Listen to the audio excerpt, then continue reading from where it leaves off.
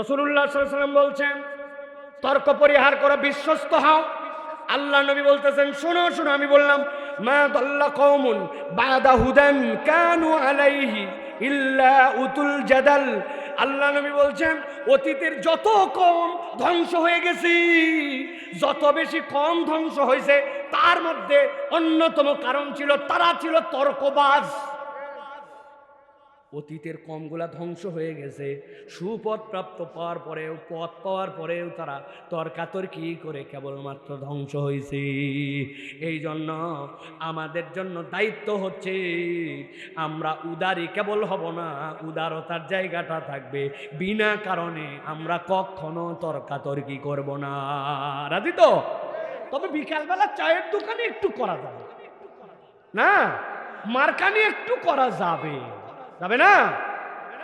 আল্লাহ নবী বলছেন সাবধান হও। আর আমার পক্ষ থেকে একটা খোঁজ খবরই নাও, আনা যাইমুম বিবাইতি রাবাদিল জান্নাহ লিমান তারাকাল মিরা ওয়া ইন মুহিক্কান। দুইজন লোক তর্ক লেগে গেছে, তর্ক লাগার পরে একজন জানে আমার যে যুক্তি, আমার যে পক্ষ, আমি অবশ্যই অবশ্যই হকের উপরে আছি, কিন্তু তারপরেও চিন্তা করছে আমার নবী বলছে তর্ক বাদ দিয়ে দাও। এই জন্য নবীর কথার দিকে তাকায়া তর্ক ছেড়ে দিয়েছে। আল্লাহ নবী বলছেন শোনো, আমি জান্নাতে যাওয়ার আগে তোমার হাতটা এরকম করে ধরবো। ছোট বাচ্চা কাচ্চারা মাঝে মাঝে দেখবেন রাস্তার মধ্যে করে যেরকম গাড়ি চালায়, ওর স্টিয়ারিং পিছনে, গাড়ি সামনে আছে না, বুঝানোর জন্য বললাম। আমার নবী বলছেন তুমি হকের উপরে ছিলে, তোমার যুক্তি মজবুত ছিল, কিন্তু কেবল তর্ক পরিহার করার জন্য তুমি তর্ক বাদ দিয়ে দিছো। নবী তোমার হাতটা ধরে তোমার আগে সামনে নিবে, সামনে নিয়ে জান্নাতের মধ্য দেশে তোমার একটা ঘরে পৌঁছাই দিয়া তারপরে নবী নবীর জান্নাতে যাবে। আর নবীজি বলছেন ও বিবাইতিন ফি আহলাল জান্নাহ লিমান হাসুনা খুলুকু। আর আমি আল্লাহর নবী বললাম জান্নাতের উচ্চ দেশে তার জন্য একটা ঘরের ব্যবস্থা, জামিন আমি নবী হলাম। যেই ব্যক্তি তার চরিত্রটা সুন্দর করেছে, আচরণটা সুন্দর বানাইছে, সুবহানাল্লাহ। ফিরুহু ওয়া নু'মিনু বিহি ওয়া নাতাওয়াক্কালু আলাইহি ونعوذ بالله من شرور أنفسنا ومن سيئات أعمالنا من يهد الله فلا مضل له ومن يضلل فلا هادي له وأشهد أن لا إله إلا الله وحده لا شريك له وأشهد أن سيدنا وحبيبنا وطبيب قلوبنا محمد الذي أرسله بالحق بشيرا ونذيرا وداعيا إلى الله بإذنه وسراجا منيرا فقد قال الله سبحانه وتعالى في كلامه المجيد وفي فرقان الحميد أعوذ بالله من الشيطان الرجيم بسم الله الرحمن الرحيم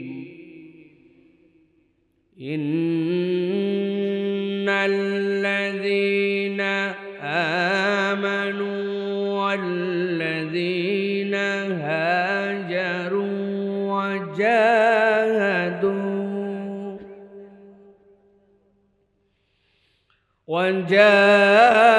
وجاهدوا في سبيل الله أولئك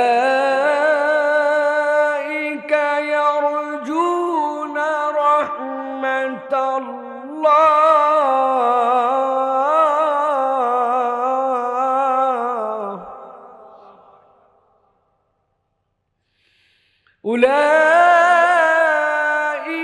يرجون رحمة الله والله غفور رحيم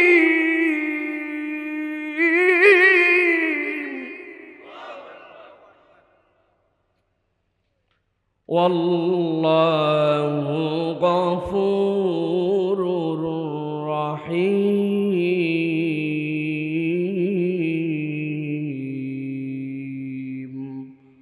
وقال الله سبحانه وتعالى إن الله وملائكته يصلون على النبي يا أيها الذين آمنوا صلوا عليه وسلموا تسليما اللهم صل على محمد وعلى آل محمد كما صليت على إبراهيم وعلى آل إبراهيم إنك حميد مجيد اللهم بارك على محمد وعلى آل محمد كما باركت على إبراهيم وعلى آل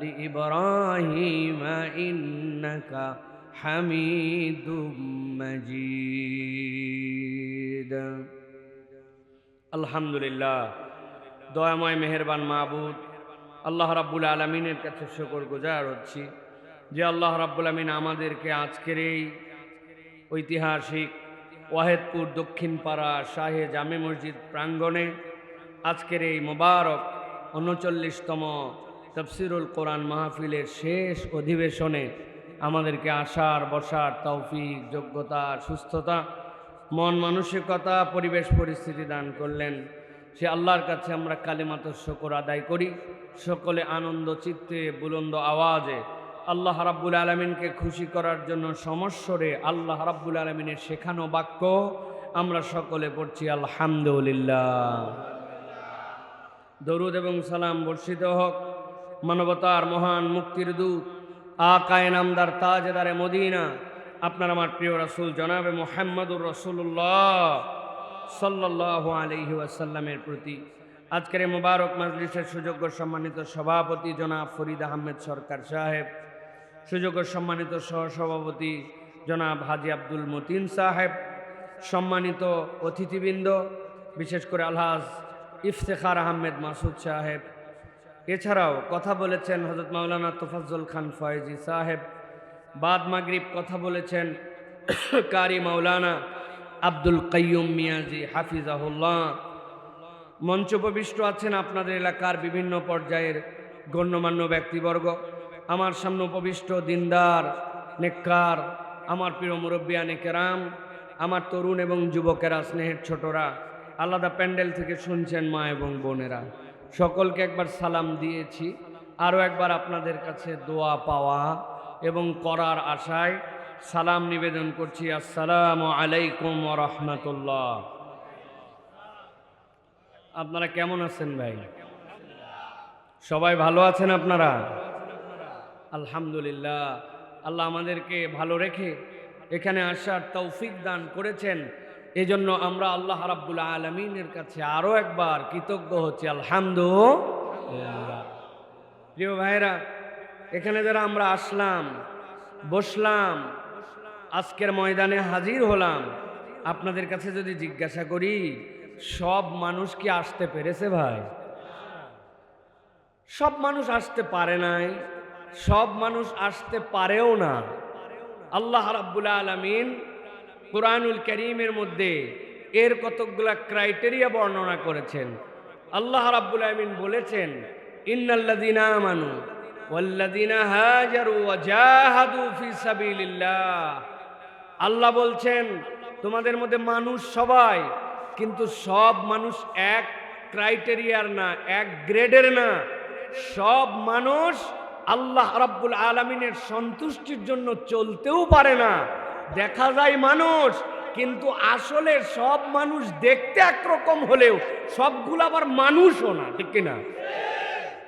এই পৃথিবীতে নজির আছে, মানুষরূপী নরপশু। মানুষ তো মানুষ দূরের কথা, কোনো পশু এরকম নয়, এর থেকেও মানুষ রূপ নিয়ে নিকৃষ্ট কাজ করেছে এই দুনিয়ায়, এরকম প্রমাণ আছে না নাই? কিন্তু আল্লাহ বলছেন এক শ্রেণী আলাদা। আল্লাহ বলছেন তারা কারা? উলাইকা ইয়ারজুনা রাহমাতাল্লাহ। এক শ্রেণী আছে যারা আল্লাহর রহমত প্রত্যাশা করে। সুবহানাল্লাহ বলেন। এখন আমি যদি বলি ভাই আল্লাহর রহমত কে কে প্রত্যাশা করেন না, একটা হাতও উঠবে না, সবাই বলবে আমরা আল্লাহর রহমত প্রত্যাশা করি, ঠিক কিনা? কিন্তু বিচার বিবেচনা করলে আল্লাহ যে দলের মধ্যে নাম তুলতে বলছেন, আমার আপনার ওই দলের মধ্যে নাম আছে কিনা এইটাতে আবার আমরা ঝামেলায় পড়ে যাব। এই জন্য প্রিয় ভাইয়েরা, আমাদের চলাফেরা বুঝ করে চলা লাগবে। এক জায়গার থেকে বের হলেই, মায়ের পেটের থেকে আসলেই, হাত কান চোখ না থাকলেই আর আমি মুসলমান এই কথা বললেই 1 নম্বর মুসলমান হওয়া যায় না। আমি ছোট্ট একটা উদাহরণ দেই, যদি আপনাদের সাথে মিলে তাহলে একটু আওয়াজ দিবেন, আর না মিললে কোনো আওয়াজ দিবেন না। আপনাদের এলাকায় ইটের ভাটা আছে ভাই? আমি প্রথমে বলে দিব, তারপরে আপনারা শুধু হো বলবেন। ইট যদি এরকম করে বানাই তাহলে আপনারা আওয়াজ দিবেন, নাহলে কোনো আওয়াজ দিবেন না। ইট বানানোর জন্য প্রথমে মাটি সংগ্রহ করে, মাটি সংগ্রহ করে নিয়ে আসার পরে সিজন যখন হয় তখন ওই মাটিগুলাকে কাদা করে, কাদা করার পরে মাটির ভিতরে প্রাইমারি লেভেলের বড় বড় ময়লা টয়লা থাকলে এগুলো সব পরিষ্কার করে কাদাগুলা অনেক সুন্দর মিক্সিং করে এক জায়গায় রাখে। রাখার পরে এক শ্রেণীর লোক আছে, সুন্দর করে এরকম ছাঁচে মাপ করা আছে ইটের, ওই ছাঁচের মধ্যে মাটি দিয়ে ভরায়া উপর দিয়ে একটা তার দিয়ে টান দেয়, সুন্দর করে ওর মধ্যে 2-1 দিন রাখে।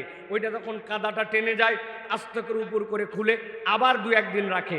ওইখান থেকে এরপরে ওইগুলা নিয়ে সুন্দর করে মাটিগুলা সাজায় সাজায় কিছুদিন শুকায়, শুকানোর পরে ওইগুলো নিয়ে যায় ভাটার মধ্যে সাজায় সাজায় সাজায় সাজায় ভরে। এরপরে যারা ভাটা জ্বলাতে জানে উপর থেকে কয়লা, নিচ থেকে কাঠ দিয়ে সুন্দর করে 8 থেকে 9 দিন পর্যন্ত পুরায়, স্থান ভেদে কম বেশি হয়। পুরানোর পরে এরপরে 7 দিনের রেস্ট দিয়ে রাখে। এরপরে আস্তে করে ইটগুলা খুলে খুলে বের করে নিয়ে আসে। এই মাটির থেকে এই প্রক্রিয়ায় কিছু কম বেশি হয় দিনে সময়ে, কিন্তু এইভাবেই ইট বানানো হয়। মিলছে ভাই? যারা শুধু দুপুরে খাইছেন তারা কথা বলবেন, রাত্রে খাওয়ার লোকের সাথে আমার কোনো কথা নাই। দুপুরে যারা খাইছেন তারা বলেন মিলছে ভাই? এখন এই যে ইট যেটা বানালো, ভিতরে ঢুকালো, ঢুকানোর পরে বের করলো, এবার ঠান্ডা মাথায় খেয়াল করে দেখবেন ওই ভাটার মধ্যে থেকে 4 ধরনের ইট বাড়ায়। আন্দাজে ঠিক বলেন না, আগে বুঝেন। ইট বাড়ায় 4 ধরনের, একই জায়গার মাটি, একই দিন ঢুকাইছে, একইভাবে পুরাইছে, বের করছে 4 ভাব। এক ভাব আছে যেইটা ইটই ঠিকঠাক মতো হয় নাই, ওইটা 3 নম্বর। কি কাম?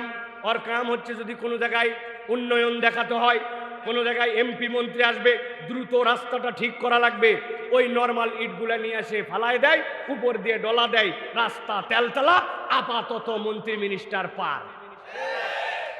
এরকম এক ধরনের ইট আছে না ভাই? এটা কয় নম্বর?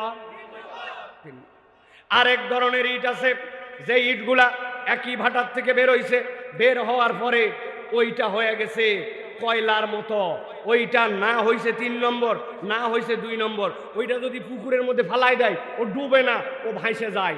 রাস্তাঘাটে যারা সচেতন লোক তারা এই ইটের খোঁজে থাকে, পাইলেই একটা আস্তে করে তুলে নেয়, এটার নাম ঝামা। যাই বৌরে দেয়, জিনিস আনছি তোমার জন্য, গোড়ালি ডইলে দেখো শীতের দিন, ঠিক কিনা ভাই? পা ঘষার জন্য রাখে, একই জায়গায় ভাটা, একই মাটি, একই জায়গায় ঢুকাইছে, বাইর করছে, কিন্তু এইটা হয়েছে ঝামা। আছে না নাই? আরেকটা ইট হইছে একই দিনে মাটিতে ঢুকাইছে, একই দিন বানাইছে, একই দিন পুরাইছে, বাইর করছে, কিন্তু এর কপালে গাঁথনিও নাই, এর কপালে রাস্তাতেও দেওয়া নাই, ও একটু বেঁকা হয়েছে। ওর নাম আমাদের ঢাকায় পিকেট। আপনাদের এলাকা বেঁকা। ওর কাজ কি বলছে? ওরে ভাঙ্গা মেশিনের মধ্যে দে, মেশিনের মধ্যে দেয়, ঝাঁকিতে দিয়ে দিয়া খোয়া বাই করে দেয়। দুপুরে যারা খাইছেন তারা শুধু কথা বলেন, মিলছে নি? আর একটা ইট আছে যে ইট একই দিনে ঢুকাইছে, একই দিনে পুরাইছে, বাইর করছে, মাপে ঠিক সাইজে ঠিক, গঠনে ঠিক। 1 নম্বর, যদি চান পা ঘুষবেন তাও চলবে, যদি চান রাস্তায় পিছাবেন তাও চলবে, যদি চান খোয়া বানাবেন তাও চলবে, যদি চান গাঁথনিতে দিবেন তাও চলবে। ওইটা হচ্ছে 1 নম্বরই, ঠিক কিনা? একই ভাটা, একই মাটি, একই দিন পুরানো, একই দিন বার করা, কিন্তু ইট গ্রেডে 4টা হয়। ঠিক একই রকম দেখতে মুসলমানের মতো। আমি বলবো মুসলমান, পরিচয় ঠিক আছে, আচরণ দেখলে মনে হবে হ্যাঁ হ্যাঁ, চেহারাও সুন্দর, কিন্তু দাবি করলে হবে না। কেউ হয়ে আছে পিকেট, কেউ আছে 3 নম্বর, কেউ আছে আপনার আমার জন্য জামা। আমার আল্লাহ রাব্বুল আমিন বলছেন, বান্দার দাবি করলে হবে না, তুমি আল্লাহর রহমত দাবি করো, কিন্তু আল্লাহর রহমত যেখানে পাওয়া যায় তার সাথে তোমার সম্পর্ক নাই। আল্লাহ এই জন্য বলছেন, নবী, কোন লোকটা দাবি করে আর কোন লোকটা বাস্তবেই মিল আছে আপনি নবী একটু জানাই দিয়ে রাখেন। আল্লাহ বলছেন, ইন্নাল্লাযীনা আমানু ওয়াল্লাযীনা হাজারু ওয়াজাহাদু ফী সাবিলিল্লাহ উলাইকা ইয়ারজুনা রাহমাতাল্লাহি ওয়াল্লাহু গফুরুর রহিম। আল্লাহ বলছেন, এই দুনিয়াতে তোমার দাবিতে হবে না, 3-4 দলের মধ্যে তোমাকে অন্তর্ভুক্ত হতে হবে। ইন্নাল্লাযীনা আমানু, তুমি যদি ঈমানদার হও, ওয়াল্লাযীনা হাজারু, যদি আল্লাহর জন্য হয়, দ্বীনের জন্য হয়, সত্যের পথ অবলম্বন করে, তোমার যদি নবীর মতো মাতৃভূমিও ছেড়ে দিতে হয়, হিজরত করতে হয়, কিন্তু তুমি ঈমান ত্যাগ করো নাই, আল্লাহ ত্যাগ করো নাই, নবী ত্যাগ করো নাই, তোমার জায়গা ত্যাগ করে চলে গেছো, আল্লাহ বলছেন এরা হচ্ছে হিজরতকারী। আর 3 নম্বরে, ওয়াজাহাদু ফী সাবিলিল্লাহ, নিজের জান প্রাণ দিয়া আল্লাহর জন্য জিহাদ করে, আল্লাহর জন্য নিজেকে উৎসর্গ করে দিতে রেডি হয়ে যায়। তার জীবনের দাম আল্লাহর দ্বীনের কাছে কিছুই নয়, তার জীবন দেওয়ার জন্য রেডি থাকে, ওই হাতির মতো অগ্রিম ডিক্লার দিয়ে রাখে, আমার মরার ভয় নাই, 1000 বছর বেঁচে লাভ নাই, ইম্প্যাক্ট তৈরি করার জন্য 32 বছরের হাদির জীবনই যথেষ্ট। আল্লাহ বলতেছেন, উলাইকা ইয়ারজুনা রাহমাতাল্লাহ, এদের তো দুনিয়ায় কোনো টার্গেট নাই, এরা আল্লাহর কাছে আশা করে, রব্বুল আমিন আমি যদি তোমার রহমতের মধ্যে ঢুকতে পারি। অতএব আশা সকলেই করে, কিন্তু এই 3 গ্রেডের মধ্যে যদি ঢুকতে না পারে, আল্লাহ বলছেন ওইটা একটা ভুয়া আশা, ওইটা একটা বাজে আশা, ওই আশার সাথে তোমার কাজের মিল নাই। অতএব ইমানদারের চরিত্র হবে, সে যদি আল্লাহর রহমত আশা করে, ইমানদারের তালিকায় আসবে, মুহাজিরের তালিকায় আসা লাগলে আসবে, আর মুজাহিদের তালিকায় আসার জন্য সর্বদা রেডি থাকতে হবে। এখন আপনি বলছেন ঠিক, কিন্তু আপনার তালের সাথে মিল নাই। কোরআনুল কারীমের জন্য আপনাকে ডাকা হয়, ইসলামের জন্য আপনাকে আহ্বান করা হয়, আল্লাহর দ্বীনের জন্য আপনাকে বলা হয়, কিন্তু এই মানুষগুলা কোরআন শুনতে আগ্রহী নয়, দ্বীন পালন করতে আগ্রহী নয়, আল্লাহর বিধান সে পালন করতে আগ্রহী নয়, ঠিক না? আমি মাঝে মাঝে একটা উদাহরণ দেই, আপনাদের মনের মধ্যে কষ্ট লাগতে পারে, কিন্তু একটু ভালো করে বোঝেন ভাই। আপনার এলাকায় একজন চোর জুতা চুরি করছে, ধরা পড়ে গেছে, বুঝে থাকলে বলবেন, যদি জুতা চোর ধরা পড়ে তাহলে যারা তারে ধরছে এর মধ্যে কিছু মানুষজন হাত ইস্পিস ইস্পিস করে, কিছু মায়ের তার কপালে আছে না? না, কিছু মায়ের তার কপালে আছে। কিছু লোকজন আবার বিরাট প্রস্তুতি নিয়ে থাকে, ও আসরের নামাজ পড়তে মসজিদে আসে নাই, মাগরিবেও আসে নাই, জোহরেও আসে নাই, কিন্তু আসরের নামাজে কোনো মুসল্লির জুতা চুরি হয়েছে, আর চোর ধরা পড়ছে, বাজারের মধ্যে আছে, সপ্তাহে নামাজ পড়ে নাই, কিন্তু চোর মারার জন্য আছে না? না, আমি এইটা বোঝানোর জন্য মূলত এই উদাহরণ দেই নাই, যে এটা বোঝানোর জন্য বলছি, যেই চোর জুতা চুরি করছে, জুতা চুরি করে ধরা পড়লে তার মায়ের আছে, এইটা ঠিক, কিন্তু সাথে সাথে একটুখানি মাথা খাটায় বলেন তো, ওই জুতা চোর যেইটা জুতা চুরি করছে যাইয়ে দেখা গেছে ওইটা পুলিশের ড্রেস পরে একটা পুলিশের সিপাই জুতা চুরি করছে। আর যদি এই জুতা চোর পুলিশের ড্রেস পরে জুতা চুরি করে আর ধরা পড়ছে, একবার ধরা পড়ার পরে বলছে পুলিশ তো জুতা চুরি করার কথা না, তুই কে রে? সাথে সাথে প্রমাণিত হয়েছে ও পুলিশের ভুয়া ড্রেস বানায়া চুরিও করে ডাকাতিও করে সুযোগ পাইলে। তাহলে পুলিশের ভুয়া ড্রেস পরে যদি চুরি করে বা ডাকাতি করে, এক মায়ের আছে চুরি করার জন্য, আরেক মায়ের হচ্ছে ভুয়া ড্রেস পরার জন্য। আছে না? না, লোকজন একদম এক গোস পিটাই নেবে, পিটাই নিয়ে বলবে ব্যাককল তুই থানায় চল, চুরি তো করছিস এক অপরাধ, আরেক অপরাধ হচ্ছে তুই পুলিশের ড্রেস পরছিস। ঠিক কিনা?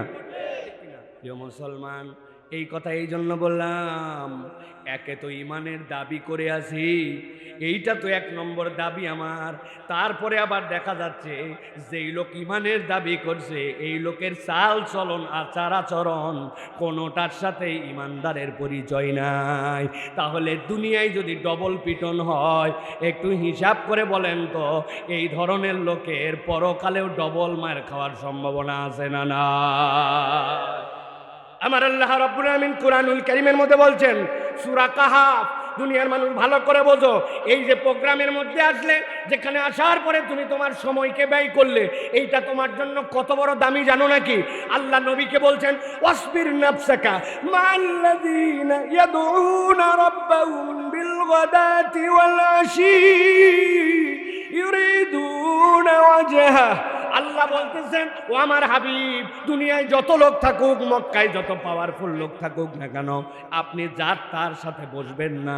আমি আল্লাহ আপনাকে বললাম ওয়াসবির নাফসাকা মা'আল্লাযীনা, আপনি আপনার অন্তরকে তাদের সাথে জুড়ায় দেন ইয়াদউনা রাব্বাহুম, দুনিয়ার বুকে যারা তার রবকে ডাকে সকাল আর সন্ধ্যায়, কোনো টার্গেট নাই, কেবল একমাত্র টার্গেট আল্লাহ যেন তাদের উপরে খুশি হয়। আল্লাহ বলছেন নবী আপনি তাদের সাথে সময় দিবেন, আপনি তাদের সাথে আপনার সময় কাটাবেন। আল্লাহ রাব্বুল আমিন বলতেছেন এরপরে নবীকে, ওয়ালা তাদু আইনাকা আনহুম তুরিদু জিনাতাল হায়াতিদ দুনিয়া।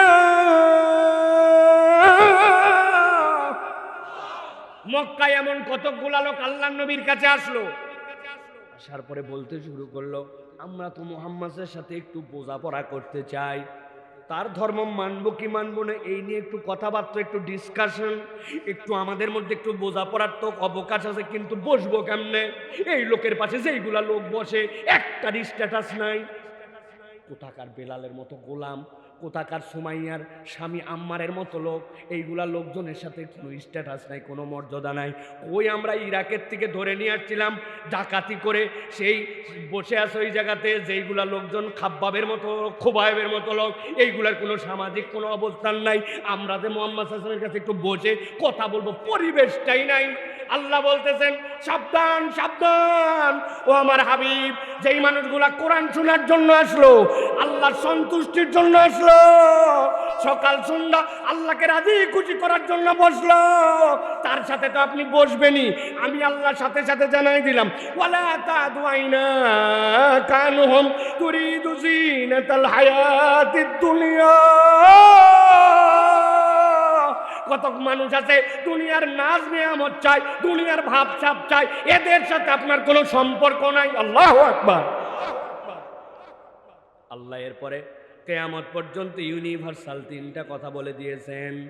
আল্লাহ বলছেন ওয়ালা তুতি মান আগফালনা কলবাহু আন যিকরিনা, আমি হাবিব আপনাকে নিষেধ করে দিলাম, দুনিয়ার বুকে যার অন্তরে আল্লাহর জিকির নাই, আল্লাহকে স্মরণ করে না, তার চাল চলনে বোঝা যায় কোরআন সুন্নাহর প্রতিফলন নাই। আমি আল্লাহ নিষেধ করলাম ওয়ালা তুতি মান আগফালনা, যারা গাফেল, আপনি নবী তাদের পিছেও যাবেন না, তাদের সাথেও বসবেন না, তাদের সাথে উঠা বসা আপনার কোনো সম্পর্ক নাই। আপনার উম্মতের জন্য এইটা আপনার মাধ্যম দিয়ে জানাই দিলাম। আল্লাহু আকবার। 2 নম্বরে আল্লাহ বলছেন ওয়াত্তাবা হাওয়া, আর দুনিয়ার বুকে তার সাথেও আপনার সম্পর্ক নাই যেই ব্যক্তি নিজের নফসের এতাত করে। ওয়াত্তাবা হাওয়া মানে কি? আল্লাহকেও মানে, আবার যখন তার প্রয়োজন তার শেষ হয়ে যায় অথবা তার ভিন্ন পরিবেশ তৈরি হয় তখন সে নিজের অন্তরেরও অনুসরণকারী হয়ে যায়। আচ্ছা, জুম্মার দিনে নামাজ পড়ে, ওয়াক্তের নামাজ পড়ে না, এরকম লোক এই এলাকায় নাই। দাড়ি আছে, টুপি আছে, লম্বা চলাফেরা আছে, নামাজও পড়ে, আবার দেখা যাচ্ছে সুদের কারবারের সাথেও জড়িত আছে। আছে না নাই? মুসলমান পরিচয় দিয়ে বিসমিল্লাহির রহমানির রহিম বলে দোকান খোলে, কিন্তু দোকানে 2 নম্বর মাল, এক্সপায়ার মাল, যেই মাল স্বাস্থ্যসম্মত নয় এরকম মাল বিক্রি করে। আছে না নাই? টালি খাতার উপরে লেখে বিসমিল্লাহির রহমানির রহিম। আজকের হোটেলের ক্যাশ শুরু হলো, হিসাব এখান থেকে শুরু হলো, কিন্তু পচা তেল দিয়া রান্না করে, বাসি খাবার খাওয়ায়, যেই খাবার মানুষে মুখ দিতে পারবে না ওইরকম খাবারকে আবার গরম করে মানুষকে উপস্থাপন করে। টালি খাতায় বিসমিল্লাহ, দোকান খুলতে বিসমিল্লাহ, ফকির আসলে দান করে, কিন্তু এরকম হারাম ব্যবসা করে, এরকম লোক আছে না নাই? আল্লাহ বলছেন ভালো করে বুঝে নেন, আপনি অনুসরণ করবেন না যে আল্লাহ থেকে গাফেল, যার অন্তরের মধ্যে আল্লাহর জিকির নাই। 2 নম্বরে আল্লাহ রাব্বুল আমিন বলতেছেন আর ওয়াত্তাবা হাওয়া, যে তার মন পছন্দ জীবন চালায়, আল্লাহকেও মানে আবার নিজের জীবনে যেখানে লাগে সেখানে অনুসরণ করে। আর 3 নম্বর ওয়া কানা আমরুহু ফুরুতা, যার কাজগুলা দেখলে বোঝা যায় সীমা লঙ্ঘন করে ফেলেছে। আল্লাহ একটা হুদুদ টেনে দিয়েছেন, এইটা আল্লাহর বাউন্ডারি, তুই আল্লাহর বাউন্ডারির বাইরে যেতে পারবি না। আল্লাহ নবীকে দিয়ে জানাইছেন মুসলমান পরিচয় দাও তুমি, তোমার দাড়ি কাটা চলবে না। চিন্তা করছে রাখো, তোমার দাড়ি এখনো বয়সই হলো না, কেবল 25, এখনো বয়সই হয়নি, আমার 60 বছর বয়স। কেবল হাইকোর্ট আমাকে জানাইছে 2য় বের অনুমতি লাগবে না, এই জন্য আমার আরেকটা চান্স আছে। ওই জন্য উনি এখন পর্যন্ত দাঁড়িয়ে রাখতে পারে নাই। হুজুর সকাল সন্ধ্যা ওয়াজ করলো, টাকনুর উপরে কাপড় তোল রে বাপ, রাখ তো রাখ। হুজুর বলার কথা বলে গেছে, হুজুর পায়জামা পরে 150 টাকার, আমার জিন্সের প্যান্ট 2500, হুজুর কি বুঝবে রে? আছে না নাই? আমার আল্লাহ বলতেছেন যার কাজ দেখলে বোঝা যায় আমরুহু ফুরুতা, আল্লাহর অবাধ্যতায় তার দিলের মধ্যে একটু ধাক্কা মারে না, নবী বলছেন তার সাথে আপনার সম্পর্ক রাখা চলবে না। 3 শ্রেণীর সাথে কোনো সম্পর্ক নাই। যেই ব্যক্তির দিল আল্লাহর সাথে জড়িত না, যেই ব্যক্তি মন পছন্দ জিন্দেগি চালায়, আর যেই ব্যক্তি আল্লাহর অবাধ্যতায় নিজেকে উজাড় করে দিছে, তার সাথে তোমার সম্পর্ক নাই। চিন্তা করছে সাইফুল্লাহ ভাই উঠেই আজকে ওয়াজ শুরু করলো। ওয়াজ এখনো শুরু করি নাই, কেবল একটু ভূমিকাটা দিলাম।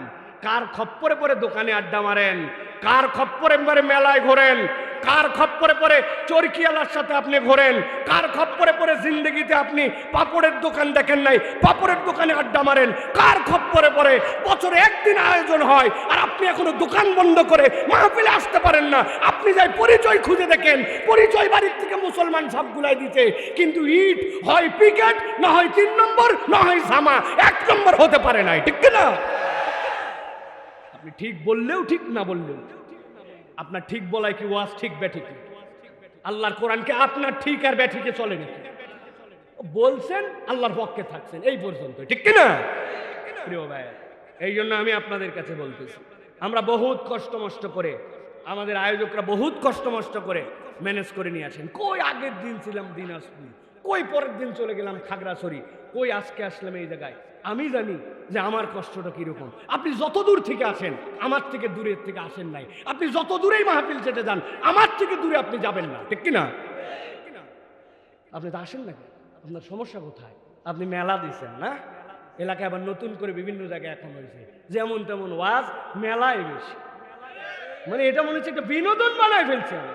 ফাজলাম তেরে। আরে কিছু খাওয়ার দোকান আসবে, এটা সাংস্কৃতিক অংশ, কিছু বাচ্চা কাচ্চার খেলনার দোকান আসবে, কিন্তু এটাকে আপনি মনে করছেন বৈশাখী মেলা, স্বাধীনতা মেলা, এরকম একটা মেলা বানায় ফেলছেন। ওয়াজের সাথে যার কোনো সম্পর্ক নাই, বেরহায়াপনা, বেলাল্লাপনা, ছেলে মেয়ে একসাথে মিশবে, এরকম জায়গায় কখনো মাহফিলের সাথে এই জিনিস হতে পারে না। ঠিক না? বুঝে করে চলেন। আপনি কার পক্ষে সাপোর্ট দিচ্ছেন বুঝ করে চলেন। আল্লাহ রাব্বুল আমিন আমাদেরকে বোঝার তৌফিক দান করুন। ওয়াজ মাহফিল, ওয়াজ মাহফিল এটা জান্নাতের বাগান, এটা আল্লাহ রাব্বুল আমিনের রহমতের মাজলিস। এর দ্বারা মানুষের গুনাহ মাফ হয়। যদি কেউ বলে ওয়াজ শুনে কি হবে, কাফের মুশরিক হয়ে মরে যেতে পারে। আল্লাহ বলছেন ওয়াইজু, হে নবী আপনি ওয়াজ করেন, আপনি বলেন ওয়াজ শুনে কি হবে, আপনার ঈমান থাকবে না। খুব সাবধান, প্রত্যেক কথা বলার আগে, প্রত্যেক কাজ করার আগে আমাদের বুঝে সুঝে কাজ করতে হবে, ঠিক কিনা ভাই? তাহলে আমরা কোরআনুল কারীম থেকে কিছু কথা শুনতে রাজি আছি তো ইনশাআল্লাহ? আছেন তো ইনশাআল্লাহ? এখন আপনাদের জায়গা কম, বাইরের লোকজন যারা আছে তাদেরকে কিভাবে আর ভিতরে নিব বলেন? তারা বসবেই কোন জায়গায় আর দিবেনই বা কোন জায়গায় আপনি?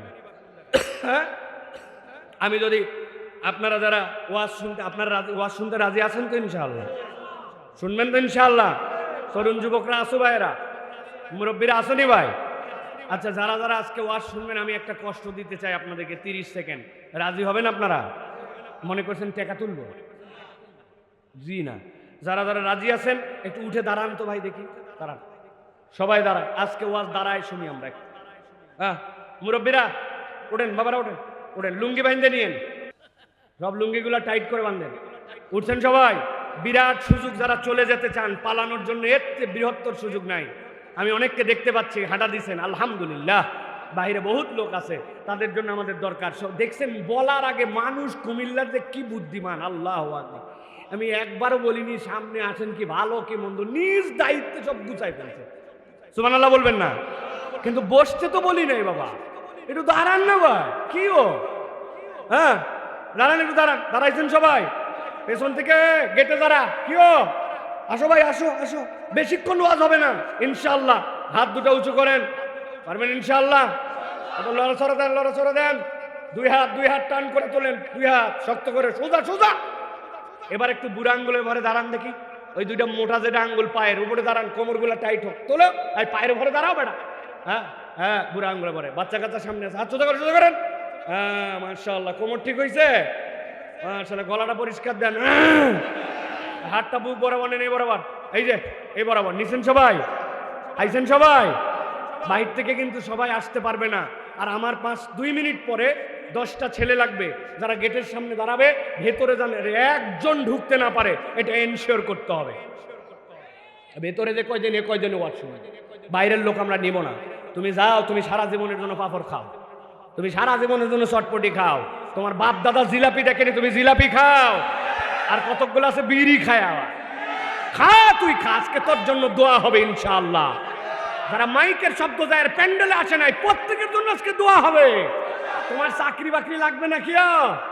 হ্যাঁ, তোমার বউ লাগবে না? না, তোমার বিদেশে যাওয়ার জন্য ভিসা লাগবে না? না, তোমার কামাই রুজিতে বরকত লাগবে না? না, পড়ালেখা করে ভালো জায়গায় যাওয়া লাগবে না? আজকে খবর আছে তোমার, গরো বিড়ি খাও, তোমার খবর আজকে আজকে ইনশাআল্লাহ। গরো দেখি না, দেখি আগামী 2 বছরের মধ্যে রেজাল্ট পাবেন ইনশাআল্লাহ।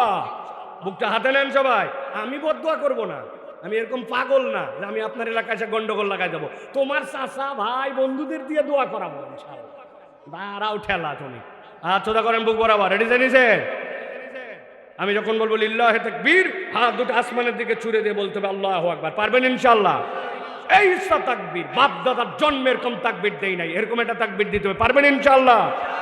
দেখে বাহিরে যারা আছে ওরা মনে করছে ভিতরে লোক নাই, আছে না? ওই যে আমাদের পার্শ্ববর্তী দেশ, এই দেশের নাম কি ভাই? আবার নাম বলে, নাম বলার দরকার নেই তো, জানি আমি। আমাদের পার্শ্ববর্তী দেশ তো আরো আছে। তোমার কি মিয়ানমারের নাম কও না কেন? কারণ আছে হুজুর, ওই পার্শ্ববর্তী যারা, এরা অনেকে আছে এখন পর্যন্ত তারা পায়খানা চেনে না। ওরা সবগুলা নদীর ধারে, আইলের ধারে, জমির মধ্যে যায় পায়খানা করে, আর নিজের মুখ ধরে কেন? ও চিন্তা করে নিজের মুখ আমি দেখি না, মানে আমার পাশাও কেউ দেখে না, আছে না ভাই?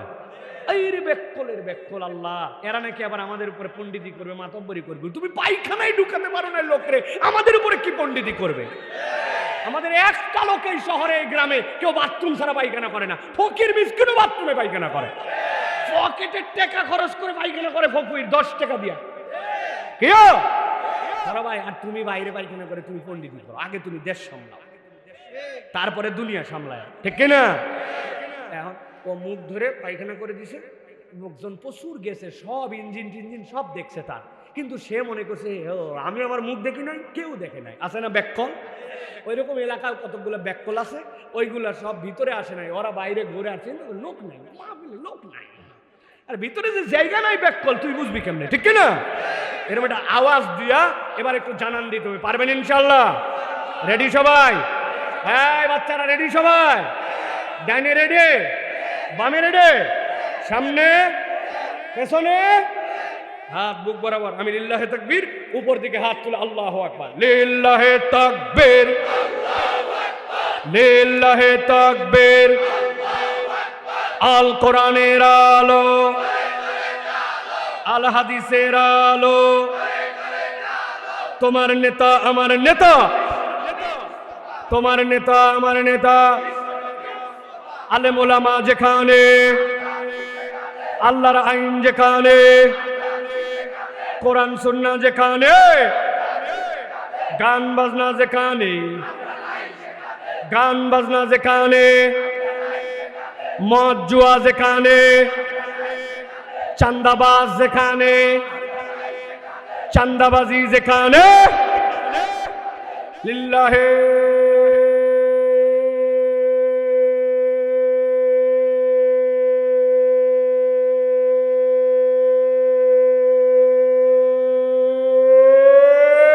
তাকবীর।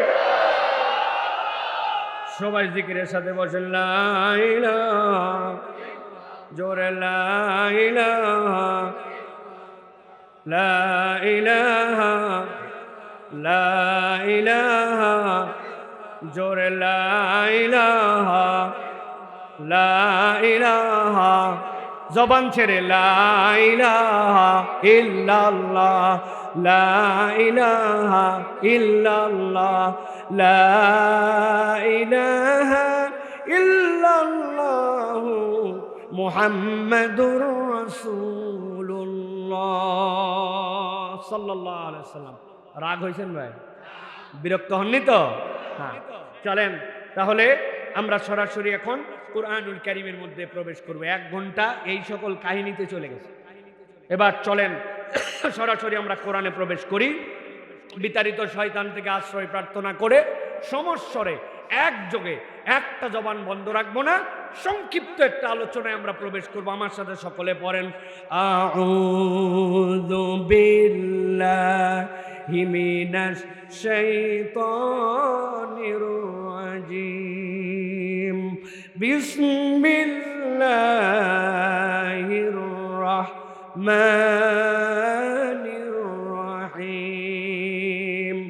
ইন্নাল্লাযীনা আমানু ওয়া আমিলুস সালিহাতি উলাইকা হুম খায়রুল বারিয়াহ, জাযাউহুম ইনদা রাব্বিহিম জান্নাতু আদনিন তাজরি মিন তাহতিহাল আনহার খালিদিনা ফিহা আবাদা রাদিয়াল্লাহু আনহুম ওয়া রাদু আন, যালিকা লিমান খাশিয়া রাব্বাহ।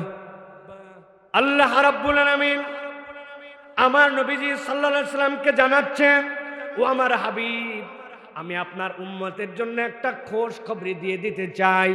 আপনার উম্মতের জন্য এমন বার্তা দিয়ে দিতে চাই যেই বার্তাটা আপনার হৃদয়কে প্রশান্ত করে দিবে, আপনার হৃদয়কে বড় বেশি আনন্দ দিয়ে দিবে।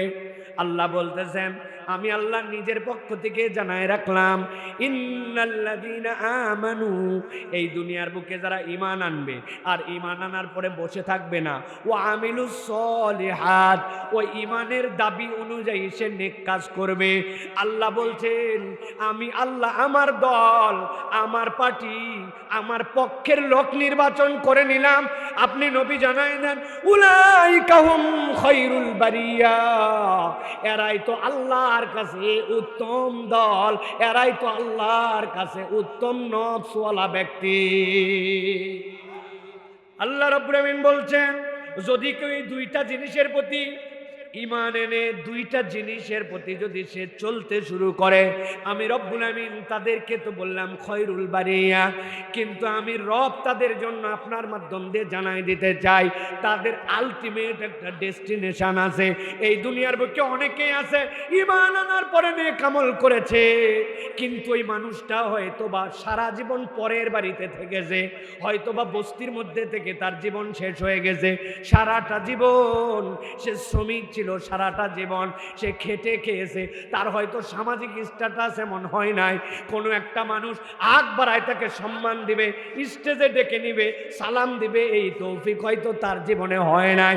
কিন্তু আল্লাহ বলছেন তা না পাক, কিন্তু যদি এই দুইটা গুণে গুণান্বিত থাকে, আল্লাহর কাছে যদি খয়রুল বারিয়া হয়, নবী আপনি তার জন্য জানাই দেন এই দুনিয়ার জীবন তো সংক্ষিপ্ত একটু জীবন, যেই জীবনে হায়াত পাইছো তুমি হয়তো বা 60 বছর, কিন্তু তুমি কল্পনা করে দেখো, বলছো 60 বছরের হায়াত, কিন্তু 30 বছর তো তোমার ঘুমের মধ্যে চলে গেছে, তোমার দুনিয়ার বুঝ আসতে আসতে 14-15 বছর চলে গেছে, বাথরুম করে খাওয়া দাওয়া করে 5-7 বছর আরো কাটায় দিয়েছ।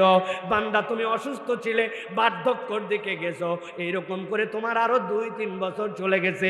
যোগ বিয়োগ দিলে দেখা যায় তোমার জীবনে 60 বছর বলতেছো জীবন, কিন্তু এই জীবনে ক্যালকুলেটিভলি তুমি 1 বছর বা 2 বছরও আল্লাহর জন্য ডেডিকেটেড হয়ে ইবাদত বন্দেগী করতে পারো নাই।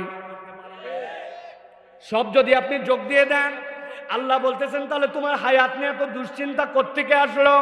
যদি এসেও থাকে, নবী আপনি জানাই দেন যদি ঈমান আনে আর আমলে সলে করে খয়রুল বারিয়ার মধ্যে ঢুকতে পারে, আমি আল্লাহ তাদের জন্য জানালাম জাযাউহুম ইনদা রাব্বিহিম জান্নাতু আদনিন তাজরি মিন তাহতিহাল আনহার تجري من تحتها الأنهار خالدين فيها أبدا। আল্লাহ বলছেন আমি জানাই দিলাম জাযাউহুম ইনদা রাব্বিহিম, ওই ব্যক্তিদের জন্য আল্লাহর কাছে একটা জাযা আছে। কি জাযা? জান্নাতু আদনিন তাজরি মিন তাহতিহাল আনহার। ওই বান্দাকে আমি জান্নাতে ঢুকাবো, তবে মাথাতে যেন ঠিক করে নেয়। ওই বান্দা দুনিয়াতে মাটির উপর দিয়ে হেঁটেছে, ওই বান্দা প্লেনে করে আসমানে দিয়ে অনেক সময় চড়েছে, পানির মধ্যে দিয়ে যখন যাওয়ার প্রয়োজন পড়েছিল নৌকায় উঠেছে, কোনো বাহনে আশ্রয় গ্রহণ করছে, সর্বোচ্চ সাঁতরাইছে। কিন্তু আমি আল্লাহ জানাই রাখলাম, একবার যদি খয়রুল বারিয়ার মধ্যে ঢুকতে পারিস, তুই যদি উত্তম গুণে নিজেকে গুণান্বিত করতে পারিস, এমন জান্নাতে ঢুকাবো পায়ের নিচ দিয়ে তোর জন্য মাটিও নাই, পায়ের নিচ দিয়ে তোর জন্য পানিও নাই, নহরমালা প্রবাহিত থাকবে। আঙ্গুলটা তোর এত পাওয়ারফুল হবে যে আঙ্গুল দিয়ে আশহাদু আল্লা ইলাহা ইল্লাল্লাহ বলে আল্লাহকে সাক্ষ্য দিয়েছিলি, ওইটা নখ দিয়ে দিয়ে কেবল নড়াবে, নড়াতে দেরি হবে না, লক্ষ কোটি ঝর্ণা দ্বারা তোর পিছনে পিছনে ঘুরে বেড়াবে, আর আল্লাহ তোর এমন পাওয়ার দিবেন তুই উপর দিয়ে হেঁটে বেড়াবি, এতে তলায়ও যাবি না, এর মধ্যে তুই ডুবেও যাবি না। আল্লাহ বলতেছেন নবী আপনি জানায় রাখেন খালিদিনা ফিহা আবাদা। দুনিয়ায় মানুষ যত ধরনের শান্তি, যত ধরনের আনন্দ, যত ধরনের বিনোদনই পাক না কেন, সেইটা তার জন্য সাময়িক হয়। ওই বান্দার বিনোদন শেষ হয়, মজা নেওয়া শেষ হয়, কিন্তু আমি আল্লাহ জানায় রাখলাম একবার যদি এর ভিতরে ঢুকতে পারবা, আমি রব আর তোমাকে কখনো বের করব না। আর তুমি মনে করছো নাকি যে আমি উত্তম গুণাবলী অর্জন করে জান্নাতে ঢুকে গেছি, বিরাট বড় আনন্দ আমার? আল্লাহ বলছেন না না না, এইটা তো তোমার চূড়ান্ত আনন্দ না। তোমার চূড়ান্ত আনন্দটা কি জানো নাকি? আল্লাহ বলছেন রাদিয়াল্লাহু আনহুম ওয়া রাদু আন। দুনিয়ায় আল্লাহর দ্রোহিতা করছিস, নামাজ মিস করছিস, নানান অপরাধ করে ফেলছিস, আমার আল্লাহ তোর প্রতি অসন্তুষ্ট হন, রাগ হন, কিন্তু একবার যদি তুই উত্তম গুণাবলী দিয়া জান্নাতে ঢুকে যেতে পারিস, জান্নাতে তোর চূড়ান্ত সফলতা, আল্লাহ তোর প্রতি খুশি হয়ে যাবেন আর তুইও আল্লাহর প্রতি খুশি হয়ে যাবে। আল্লাহর খুশির ব্যাখ্যাটা কি? আল্লাহ রাব্বুল আমিন নবীকে বলতেছেন যখন জান্নাতে যাবে, আল্লাহ একদিন জান্নাতের মধ্যে আসবেন, আসার পরে তাদেরকে ডাক দিবেন ইয়া হালাল জান্নাত, জান্নাতীরা লাফ দিয়ে উঠবে, লাব্বাইক ওয়া সাদাইক ওয়াল খায়রু বিয়াদাইক। আল্লাহ আমরা হাজির আছি, ভালো মন্দ তো সব তোমার হাতে। আল্লাহ রাব্বুল আলামিনের কথা যেটা বান্দা বুঝে ফেলবে, আল্লাহ জান্নাতীদেরকে জিজ্ঞাসা করবেন, হাল রাদিতুম, তোমরা কি খুশি আছো নাকি? জান্নাতীরা মনে করবে আল্লাহ বোধহয় আমার উপর রাগ করছে, যে নিয়ামত পাইছে আমারে কেন এই কথা জিজ্ঞাসা করে। জান্নাতীরা উত্তরে দিবে, ওয়া মা লাকা লা নারদা ইয়া রাব্বানা কদ আতাইতানা মা লাম তুতি আহাদান ক্বাবলানা। আমাদেরকে যে নিয়ামত দিছে এইরকম নিয়ামত আর কেউ পাইছে নাকি আল্লাহ আমাদের আগে পরে? আমরা খুশি নাই মানে কি? চূড়ান্ত খুশি আছি। আল্লাহ জিজ্ঞাসা করবেন খুশি হয়ে, হাল আজিদুকুম, নিয়ামতকার একটু বাড়াই দিব নাকি?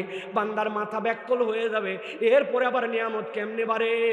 বান্দার কোনো উত্তর দিবে না, বোবার মতো চুপ করে যাবে। রব্বুল আলামিন সাথে সাথে বান্দাদেরকে বলবেন, ও বান্দারা বুঝছি, এই নিয়ামত দেখে বুঝছিস, এর থেকে তো বাড়ানো সম্ভব নয়। আমি তোদেরকে জানাই দিচ্ছি চূড়ান্ত নিয়ামতটা, উহিল্লু আলাইকুম রিদওয়ানি, আমি আজকে তোদের প্রতি চির খুশি হয়ে গেলাম, আর কোনোদিন রাগ করব না। আল্লাহ নবী বলছেন, এই কথা বলা পর্যন্ত আল্লাহর কথা বান্দা শুনছিল, কিন্তু যেই নাই কথা আল্লাহ বলবেন, সাথে সাথে রব্বুল আলামিনের সাথে বান্দাদের দিদার হয়ে যাবে। আল্লাহকে তার বান্দারা জান্নাতে দেখে ফেলবে। আল্লাহ বলতেছেন, নবী জানায় রাখেন, যালিকা লিমান খাশিয়া রাব্বাহ, এইটা পাবে তো সে যে আল্লাহর সামনে দাঁড়াতে হবে, এই জন্য আল্লাহকে ভয় করে। সুবহানাল্লাহ। প্রিয় মুসলমান, তাহলে আমরা এই জায়গার থেকে দুইটা কথা বুঝলাম, ইমানের সাথে নেক আমল, আল্লাহ রাব্বুল আমিনের জন্য গুণাবলী অর্জন, এর বদৌলতে আল্লাহ খুশি হয়ে জান্নাত দিবেন। কেবল খুশি হবেন না, রাব্বুল আমিন জান্নাতে দিদার দিয়ে দিবেন। আর আল্লাহ বলছেন, যেই বেটা আল্লাহর ভয় করে চলে, এই নিয়ামতটা তার জন্য। সুবহানাল্লাহ। তাহলে একটা প্রশ্নের উত্তর দেন, আমরা কি এই জান্নাতে যেতে রাজি? পাগলও জান্নাতে যেতে রাজি, ঠিক না? এটা একটা ভালো দিক। আমরা অন্তত জান্নাতে যেতে রাজি, আল্লাহ অন্তত এই দলে আসতে আমরা রাজি, ঠিক না? আজকে এই আয়াতে কারিমার আলোকে সংক্ষিপ্ত একটা আলোচনা আপনাদের কাছে করব, যেটা আমি মনে করেছি সেটা হচ্ছে, আল্লাহ বললেন উলাইকা হুম খায়রুল বারিয়া, এরাই হচ্ছে বারিয়া, নেক দলের মধ্যে, এই নেক বান্দাদের মধ্যে অন্তর্ভুক্ত হয়েছে ইমানের সাথে নেক আমল করে। এখন নেক দলের মধ্যে যখন যাবে, তখন তাদের কতকগুলা গুণাবলী লাগবে, নেক বান্দাদের কতকগুলা গুণাবলী থাকবে, যেটা দেখে বোঝা যাবে যে এই বান্দাগুলা আল্লাহ রাব্বুল আমিনের জান্নাতে যেতে চায়। এমন কতকগুলা গুণ তারা অর্জন করছে, সাধারণ মানুষের থেকে নিজেদেরকে এক্সেপশনাল বানায় ফেলছে। ড্রেস দেখলে বোঝা যায়, ওই বাচ্চার চুল কাটা দেখলে বোঝা যায়, ওই ছেলেটার চলাফেরা দেখলে বোঝা যায় যে এই কোন দলের মধ্যে। আমি একটা পরিচয় দিব, আপনাদের সাথে মিললে হ্যাঁ বলবেন, না মিললে আপনারা না বলবেন। কালো প্যান্ট, কালো শার্ট, মাথার মধ্যে কালো পট্টি, কালো চশমা, এটা হচ্ছে বাংলাদেশ আনসারের ড্রেস। আনসারের ড্রেস, তাই তো না? আচ্ছা, বলার দরকার নেই, খালি জিজ্ঞাসা করছি আপনার। তার মানে কুমিল্লার মানুষ সচেতন। হুজুর, আপনি আমাদেরকে ঘোল খাওয়ায় যাবেন। কালো ড্রেসেরা কত ক্রস ফায়ার দিয়ে মানুষ মারলো আমরা জানি না, এদেরকে আপনি চিনাচ্ছেন নতুন করে, ঠিক না? তার মানে আনসারেরও ড্রেস আছে, পুলিশেরও ড্রেস আছে, আবার র্যাবেরও ড্রেস আছে, ঠিক না? আমি ভাই এত কথা বলতেছি শুধু আপনার মাথার মধ্যে ঢুকানোর জন্য। আমরা খয়রুল বারিয়ার মধ্যে থাকতে চাই, তো খয়রুল বারিয়ার কতকগুলা গুণাগুণ আছে। আজকে আমরা আল্লাহ রাব্বুল আলামিনের কাছে কোনো বান্দা যদি উত্তম হিসাবে বিবেচিত হতে চায়, আমরা এরকম 5টা গুণাগুণের কথা আলোচনা করব। যদি আমাদের মধ্যে থাকে আলহামদুলিল্লাহ, আর না থাকলে আজকের এই মোবারক আয়োজন থেকে আমরা এই গুণ নিজের জীবনে নিব, এই নিয়ত করে বাড়িতে যাব ইনশাআল্লাহ। ভাই সাহেবেরা, এই কথা বলতে কি আপনাদের কোনো আপত্তি আছে? ইনশাআল্লাহ। এবার তাহলে একসাথে বলেন, আল্লাহর কাছে উত্তম হিসেবে বিবেচিত হওয়ার জন্য আজকে কয়টা গুণের আলোচনা হবে? সবাই বলে নাই কয়টা? দিদি আমার সাসা জোরে বলতেছে, কানের কাছে ফাটাই ফেলতেছে, জানেন আপনি? এই যে ডান হাতটা এবার নিচে নামান এরম করে সবগুলা, আর বাম হাতটাই থাইয়ের উপরে দিবেন। চাচা এ বাম হাতে, বাম থাইয়ের উপরে। আমি যেই বলবো আল্লাহর কাছে সবচেয়ে উত্তম হিসেবে বিবেচিত হওয়ার গুণাগুণ কয়টা? হাতগুলা সেনাবাহিনীর মতো শাট করে উঠবে সামনে, হাত নিচে রেখে নিচে আমার নিচে। উত্তম গুণাগুণ কয়টা? সব হাত ওঠে নাই, হাত নামান, একসাথে তোলেন। কয়টা? কেউ ফাঁকি মারেন না, ফাইনাল বললাম, হাত নামান। কয়টা? আপনারা চিন্তা করছেন সাইফুল্লাহ ভাই শুরু করলেন কি? এর কারণ আছে ভাই, কারণ আছে। ব্যায়াম হইতেছে না চাচা। মাহফিল 39তম, 38তম মাহফিল হয়েছে না হয় না? গত বছর একজন বক্তা আসছিল না আসে নাই? ওই বক্তা আসার পরে কোন সাবজেক্টে কোন আমলের কোন ওয়াজ করে এখান থেকে গিয়েছিল 10 জন উঠে আপনারা একটু জানান। হুজুর এগুলো সব মাঠের মধ্যে আমরা জমা রেখে গেছি, হুদামিসে ঝামেলা বাড়িতে নিয়ে যাওয়ার আমরা কোনো প্রয়োজনে মনে করি না, ঠিক কিনা? আগামীকাল তো আপনারা তাই বলবেন, যাওয়ার পরে বলবেন এবার ওয়াহেদপুরে একটা মাহফিল হয়েছে, বক্তা আসছিল ফাটাফাটি। একজন বলছে বাবা আমি কুমিল্লায় কাজে বাইরে গেছিলাম, আসতে পারি নাই, বক্তা কি ফাটালো? বলছে তা বলতে পারবো না, কিন্তু ওয়াজ ফাটাফাটি হয়েছে। এই কথা বলে কিনা? সব মাহফিলে একই কথা, খানিকক্ষণ গজল, খানিকক্ষণ কান্দন, খানিকক্ষণ হাসন, খানিকক্ষণ উত্তেজনা, খানিকক্ষণ নরম, ফুল প্যাকেজ। এবং শেষের দিকে কিছু ওয়াজ করতে পারে নাই, এবছরের মতো পারলাম না, আল্লাহ বাঁচালে আগামী বছর, মানে আরেকবার দাওয়াত কনফার্ম। সবাই না, কিন্তু আমাদের মধ্যে এরকম কিছু রোগ আছে, আছে কি না? আমারও যে কোনো রোগ নাই এরকম না, আমারও প্রচুর রোগ আছে। কিন্তু আমি আপনার কাছে একটা বিষয়ে এনশিওর করতে চাই, আমি আপনার কাছে একটা কমপ্লিট কথা ছোট্ট হলেও দিয়ে যেতে চাই, অন্তত পক্ষে যেন আমাদের এই আশা বসা আজকের মাহফিলের লাখ লাখ টাকা খরচ, এটা যেন আল্লাহ রাব্বুল আলামিনের জন্য কবুল হয়, এই প্রচেষ্টাটুকুর জন্য আমি দিল থেকে আপনাদের কাছে এরকম করে এই হাত তুলায়া মুলায়া ওয়াজটা যেন বাড়িতে যাই এই চেষ্টাটুকু করি। রাগ হয়েছেন নি ভাই?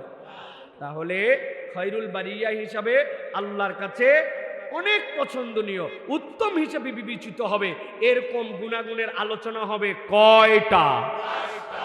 চলেন আমরা ঢুকে যাই, সংক্ষিপ্ত, বেশি সময় নেব না। আপনাদের মনে উড়ি বাবা রে, আরো বোধহয় 1.5 ঘন্টা না। আল্লাহ রাব্বুল আলামিন তার নবীজি সাল্লাল্লাহু আলাইহি সাল্লামকে দিয়ে বলছেন, সবার আগে মানুষের এমন একটা গুণাগুণ তার জীবনে লাগবে, মানুষ যেন একটা ক্রাইটেরিয়ার মধ্যে আসে। সেনাবাহিনীতে লোক নেওয়ার সময় মাপ দিয়ে দেয় 5 ফিট 6 ইঞ্চি, বাকি মাপ পরে দেখা যাবে, বাকি গুণাগুণ পরে দেখা যাবে। ন্যূনতম তোমার হাইটটা লাগবে 5 ফিট 6 ইঞ্চি, ন্যূনতম তোমার এইচএসসি পাস করা লাগবে। এরপরে তোমার পরীক্ষা নিরীক্ষায় পাস ফেল পরের কথা, আবেদনকারী হিসাবে বিবেচিত হতে হলে এই গুণাগুণ কমসে কম থাকা লাগবে, ঠিক কিনা? আমার নবীকে আল্লাহ বলছেন, নবী জানাই দেন, খৈরুকুম মান ইউরজা খৈরুহু ওয়া ইউমানু শাররুহু, তোমাদের মধ্যে উত্তম হিসেবে বিবেচিত হবে সে যার কাছ থেকে মানুষ আশা করে যে তার কাছ থেকে মানুষ কল্যাণটুকুই পাবে, তার কাছ থেকে মানুষ ভালোটুকু পাবে। মানুষ হিসেবে মানুষের কাছে ন্যূনতম ডিমান্ড, সে তার কাছে গেলে কখনো খারাপ কিছু পাবে না, কিছু না পাইতে পারে কিন্তু পাইলে সে খারাপটুকু পাবে না। আল্লাহ নবীকে আল্লাহ বলতেছেন, ওয়া শাররুকুম মান লা ইউরজা খৈরুহু ওয়া লা ইউমানু শাররুহু, দুনিয়ার বুকে যার কাছ থেকে মানুষ ভালো পায় না আর যার খারাপ থেকে সে নিরাপদ নয়, আল্লাহর কাছে এইটা কোনো মানুষ হিসাবেই বিবেচিত নয়। ওই মানুষের কাছে পাই না কিছু, নিরাপত্তা নাই, তার জন্য কল্যাণ কিছুই নাই। আল্লাহ নবীকে আল্লাহ বলতেছেন এটা হচ্ছে ন্যূনতম প্রক্রিয়া।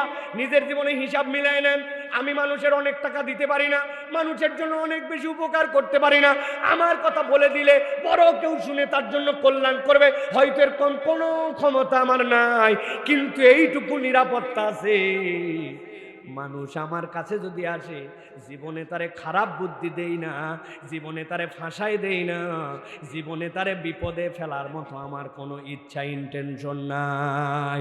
এইটুকু যদি থাকে তাহলে মানুষ, আর এইটুকু না থাকলে দেখতে মানুষ হলেও ও কুত্তার সুরের থেকেও ও নিম্ন। আল্লাহ রাব্বুল আমিন বলছেন, নবী এবার আপনি কতগুলা গুণাগুণের কথা আপনার উম্মতকে জানাই দেন। 1 নম্বর গুণাগুণ যেইটা আপনাদের কাছে বলবো, অনেক মানুষের কাছে এই বিষয়ে আমাদের পূর্বে কোনো ধারণাই ছিল না। দেখেন তো, 1 নম্বর গুণাগুণ হচ্ছে কোনো সম্পর্ক বা পরিচয় ছাড়াই আপনার ভিতরে অপরকে সাহায্য করার মানসিকতা থাকা লাগবে। যারে আমি চিনি, আমার ভাতিজা, আমার ভাগিনা, আমার দলের লোক, আমার এলাকার লোক, তারে আমি তো ভালো করে উপকার করবই, কেননা তার সাথে আমার পরিচয় আছে, তার সাথে আমার একটা আত্মীয়তার সম্পর্ক আছে।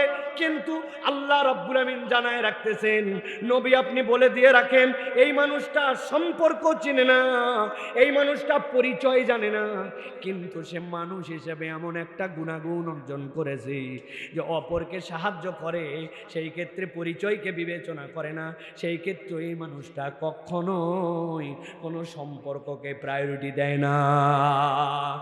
আমার নবীজি সাল্লাল্লাহু আলাইহি ওয়াসাল্লাম বলছেন, এই জন্য দুনিয়ার মানুষ জেনে রাখো, তুমি তোমার জীবনে যদি আল্লাহর পক্ষ থেকে অনুগ্রহ পেতে চাও, আমি নবী তোমার জন্য একটা কৌশল বলে দিলাম। মান কানা ফি হাজাতি আখিহি কানা আল্লাহু ফি হাজাতিহি। কেউ যদি তার ভাইয়ের কল্যাণে নিজেকে নিমজ্জিত রাখে, নিজেকে যদি সম্পৃক্ত করে, আল্লাহ রাব্বুল আলামিন ওই বান্দার প্রয়োজন মিটাতেই থাকে। সুবহানাল্লাহ। এটা একটা বড় মেন্টালিটির বিষয়। দুনিয়া এখন স্বার্থের দুনিয়া। আমরা নিজেরা ডায়লগ বানাইছি, নিজে বাঁচলে বাপের নাম। খুব সাংঘাতিক প্রিয় ভাইয়েরা, ইসলাম এই কথার সাথে একমত নয়। ইসলাম বরং বলতেছে, তাআওয়ানু আলাল বিররি ওয়াত তাকওয়া ওয়া লা তাআওয়ানু আলাল ইসমি ওয়াল উদওয়ান। আল্লাহর দিকে যদি কেউ আসতে চায়, তুমি তার জন্য সহযোগিতা করো, আল্লাহর তাকওয়ার পথে তুমি হেল্প করো।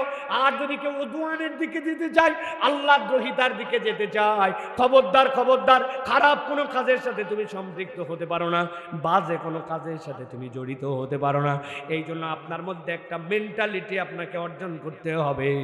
আমি যদি কোনো জায়গায় কোনো উপকার করার সামর্থ্য আল্লাহ আমাকে দেয়, আমি কিচ্ছু চিনি না, আমি আল্লাহর দিকে তাকায়া মানুষের কল্যাণে আসি। রাজি নি ভাই? নবীজি সাল্লাল্লাহু আলাইহি ওয়াসাল্লাম একটা দারুণ উদাহরণ আমাদের কাছে দিয়েছেন। যখন এই ঘটনা আল্লাহ নবী বললেন, সাহাবায়ে কেরাম পর্যন্ত অবাক হয়ে গেলেন, নবী এটা বলেন কি?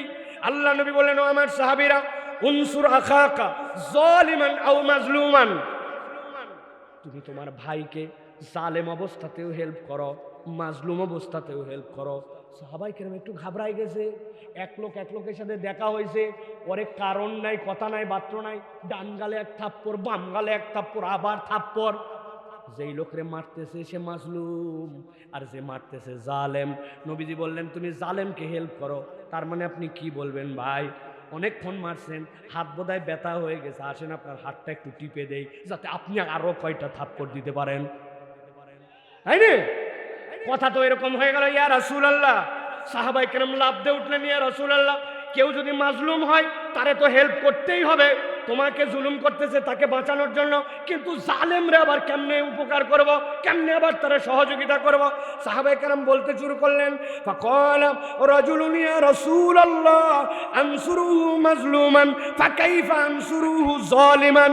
ইয়া রাসূলুল্লাহ, সে যদি মাজলুম হয় তারে তো হেল্প করবই, কিন্তু সে যদি জুলুম করে, আমি জালেমকে কেমন করে হেল্প করব?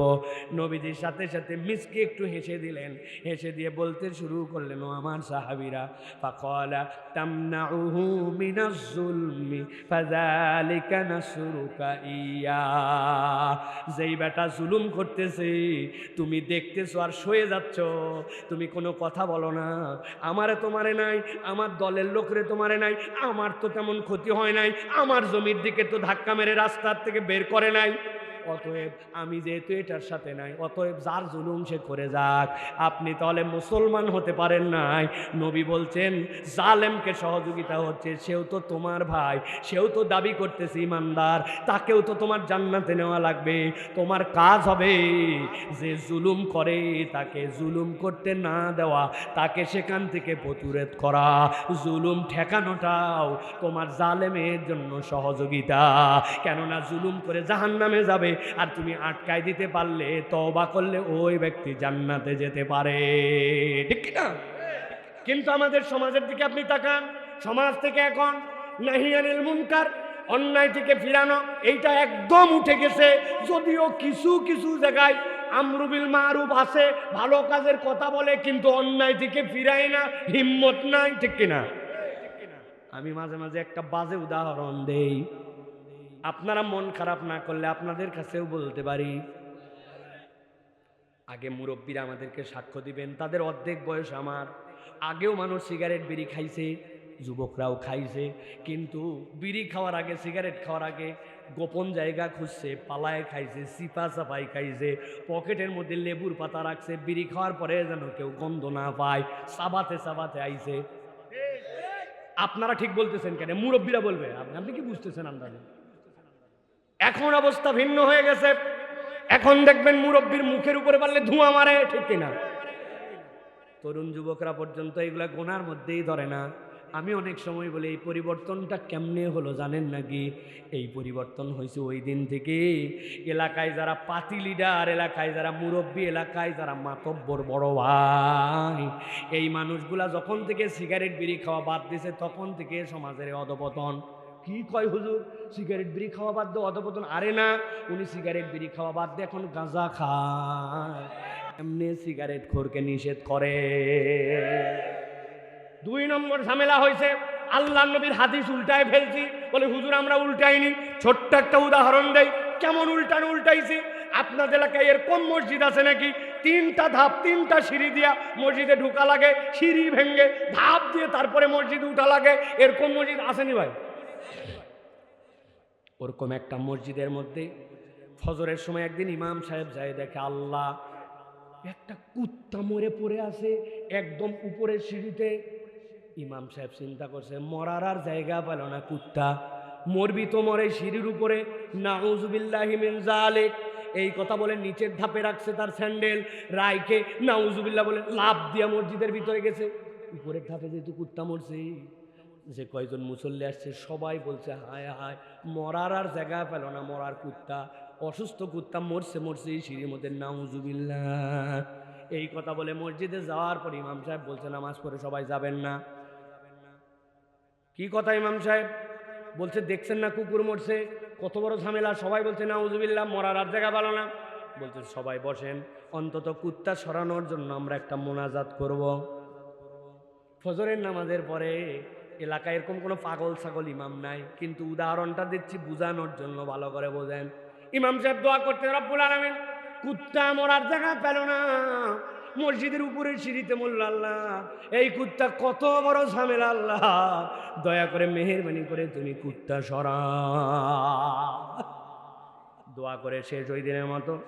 আল্লাহর কি কাজে এমন রোদ উঠছে ওই দিন, জোহরের আগ পর্যন্ত 8 ঘন্টা কুত্তার পেট বরাবর ডাইরেক্ট রোদ পাইতে পাইতে ফুলতে জোহরের আগ দিয়ে কোনার দিক থেকে একটু লিক হয়েছে। সুগন্ধ তো নাকি, দুর্গন্ধতে মাখামাখি। হুজুর আসার পরে দেখছে হায় হায়, কুত্তা তো সরেই নাই, উল্টারও গন্ধ। সকালে গন্ধ ছিল না, এখন তো অবস্থা খারাপ। নাউযুবিল্লাহ, কুত্তা মরার জায়গা পেল না, আস্তাগফিরুল্লাহ বলে লাভ দিয়ে ইমাম সাহেব ঢুকছে। বাকিরাও ঢুকে বলছে মসজিদের দরজা বন্ধ রাখেন। সবাই লা হাওলা কুওয়াতা ইল্লা বিল্লাহ আস্তাগফিরুল্লাহ বলে বলে মসজিদের ভিতরে ঢুকছে। ঢোকার পরে চিন্তা করলো ফজরের মুসল্লিদের দোয়া হয়েছে, হুজুর এত বেকুব নয়, বোঝানোর জন্য বলছি। হুজুর চিন্তা করছে সকালের দোয়ায় কোনো সিন্নি ছিল না, তাবারুক ছিল না, কাজ হবে কেমনে? মুসল্লিরা আসরের সময় বিরিয়ানি দিয়ে কুত্তা সরানোর জন্য দোয়া হবে। কথার কথা বলতেছি, আসরে যদি সব মুসল্লি মিলে কান্নাকাটি করে বলে আল্লাহ কুত্তা খারাপ, এত বড় একটা অশান্তি তৈরি করছে, আল্লাহ কুত্তা সরাও, 2 দিন লাগবে না, ওই কুত্তা গলে গলে সিঁড়ির মধ্যে আসার পরে মসজিদে ঢোকা পর্যন্ত অসম্ভব হয়ে যেতে পারে, ঠিক না? কেন এই কথা বললাম? আমার নবীজি সাল্লাল্লাহু আলাইহি ওয়াসাল্লাম বললেন, মান রাআ মিনকুম মুনকারান ফালিয়াতাগায়্যারহু বিয়াদিহি ফাইন লাম ইয়াস্তাতি ফাবিলিসানিহি ফাইন লাম ইয়াস্তাতি ফাবিকলবিহি যালিকা আদাফুল ঈমান। নবী বললেন 3টা জিনিস তোমাদেরকে বলে গেলাম, খারাপ কিছু যদি দেখো, ক্ষমতা আছে, পাওয়ার আছে, প্রতিরোধ করো, পারো না জবান দিয়ে বলো, পারো না অন্তর দিয়ে ঘৃণা করো, এর নিচে আর কোনো ঈমান নাই। আপনি আল্লাহর নবীর হাদিসটা পুরাপুরি উল্টায় ফেলছেন। অনেক সময় মুড়ি খাওয়ার সময় দেখবেন উপরে যেন বালু না থাকে, এই জন্য ঝাঁকায় নাই, আগে উল্টা করে ঝাঁকায় তারপরে সিধা করছে। আপনি মনে করছেন আল্লাহ নবীর হাদিস পুরো উল্টাই ফেলছেন। নবী বলছিল ক্ষমতা মুখ দিয়ে বলা সব বাদ দিয়ে আপনি শেষেরটার থেকে শুরু করছেন। দায়িত্ব ছিল সভাপতি সাহেব, আপনি দেখেন তো তাড়াতাড়ি কি করবেন। সভাপতি খবর দিয়ে যায় মিউনিসিপ্যালিটির আমার যারা ওয়ার্ড কমিশনার আছে তাড়াতাড়ি করে মেথর পাঠাও, মসজিদের সামনে কুত্তা মরছে, ও যদি কথা না শোনে আগামী ভোটের সময় আসো, তোমার খবর আছে। এরকম হুমকি ধামকি যার দেওয়ার আছে হুমকি দিছে, যার কিচ্ছু বলার নাই সে অন্তর থেকে ঘৃণা করছে। এখন আপনি সব প্রক্রিয়া বাদ দিয়ে যখন আস্তাগফিরুল্লাহ কুত্তা খারাপ বলছেন, তখন মসজিদে ঢোকা আপনার কঠিন হয়ে যাবে। আপনি সমাজের দিকে তাকায় দেখেন, আমরা কেউ আর খারাপ কাজ থেকে ফিরাই না, আমরা প্রতিবাদ করি না, আমরা প্রতিকারের দিকে যাই না। এই জন্য সমাজের রন্ধ্রে রন্ধ্রে এই খারাপই, ঠিক না? এই জন্য আপনাকে বুঝতে হবে আগে। আমার নবী সাল্লাল্লাহু আলাইহি সাল্লাম বললেন ফাকালা তামনাউহু মিনাজ জুলম ফাযালিকা নাসরুকা ইয়া। কেউ যদি জুলুম করে আপনি দেখে সহ্য করবেন না, আপনাকে জুলুমের বিপক্ষে দাঁড়াতে হবে, ওই ভাইকে বাঁচাতে হবে। সমাজের এই অপসংস্কৃতির থেকে যদি আপনি আপনার নিজেকে একজন হিসাবে দাঁড় করাতে পারেন, আলোকিত সমাজ কিছুটা হলেও রূপান্তর হওয়ার সম্ভাবনা আছে না? না, এই জন্য যুবক হিম্মত করো। একজন তুমি একাই তুমি একটা বিপ্লবী রূপ নিয়ে দাঁড়াতে পারো। তোমার যদি ঈমান ঠিক থাকে, তুমি যদি আল্লাহর প্রতি অটল অবিচল থাকো, তাহলে প্রমাণ করে দিয়ে গেছে মাত্র 32 বছর তার বয়স ছিল। 2 বছর আগেও কেউ তাকে চিনত না, কিন্তু আল্লাহর পক্ষে থাকার কারণে, হক কথা বলার কারণে, ইনসাফের পক্ষে থাকার কারণে, আল্লাহ রাসূলকে সুমহান ভাবে উপস্থাপন করার কারণে পুরা বাংলাদেশের মানুষ মাত্র 1 সপ্তাহে গুলি খাইছে, আরেক সপ্তাহে মারা গেছে। 7 দিনে এই দেশের মানুষ তাকে বিপ্লবী হিসেবে গ্রহণ করছে, ঠিক কি না?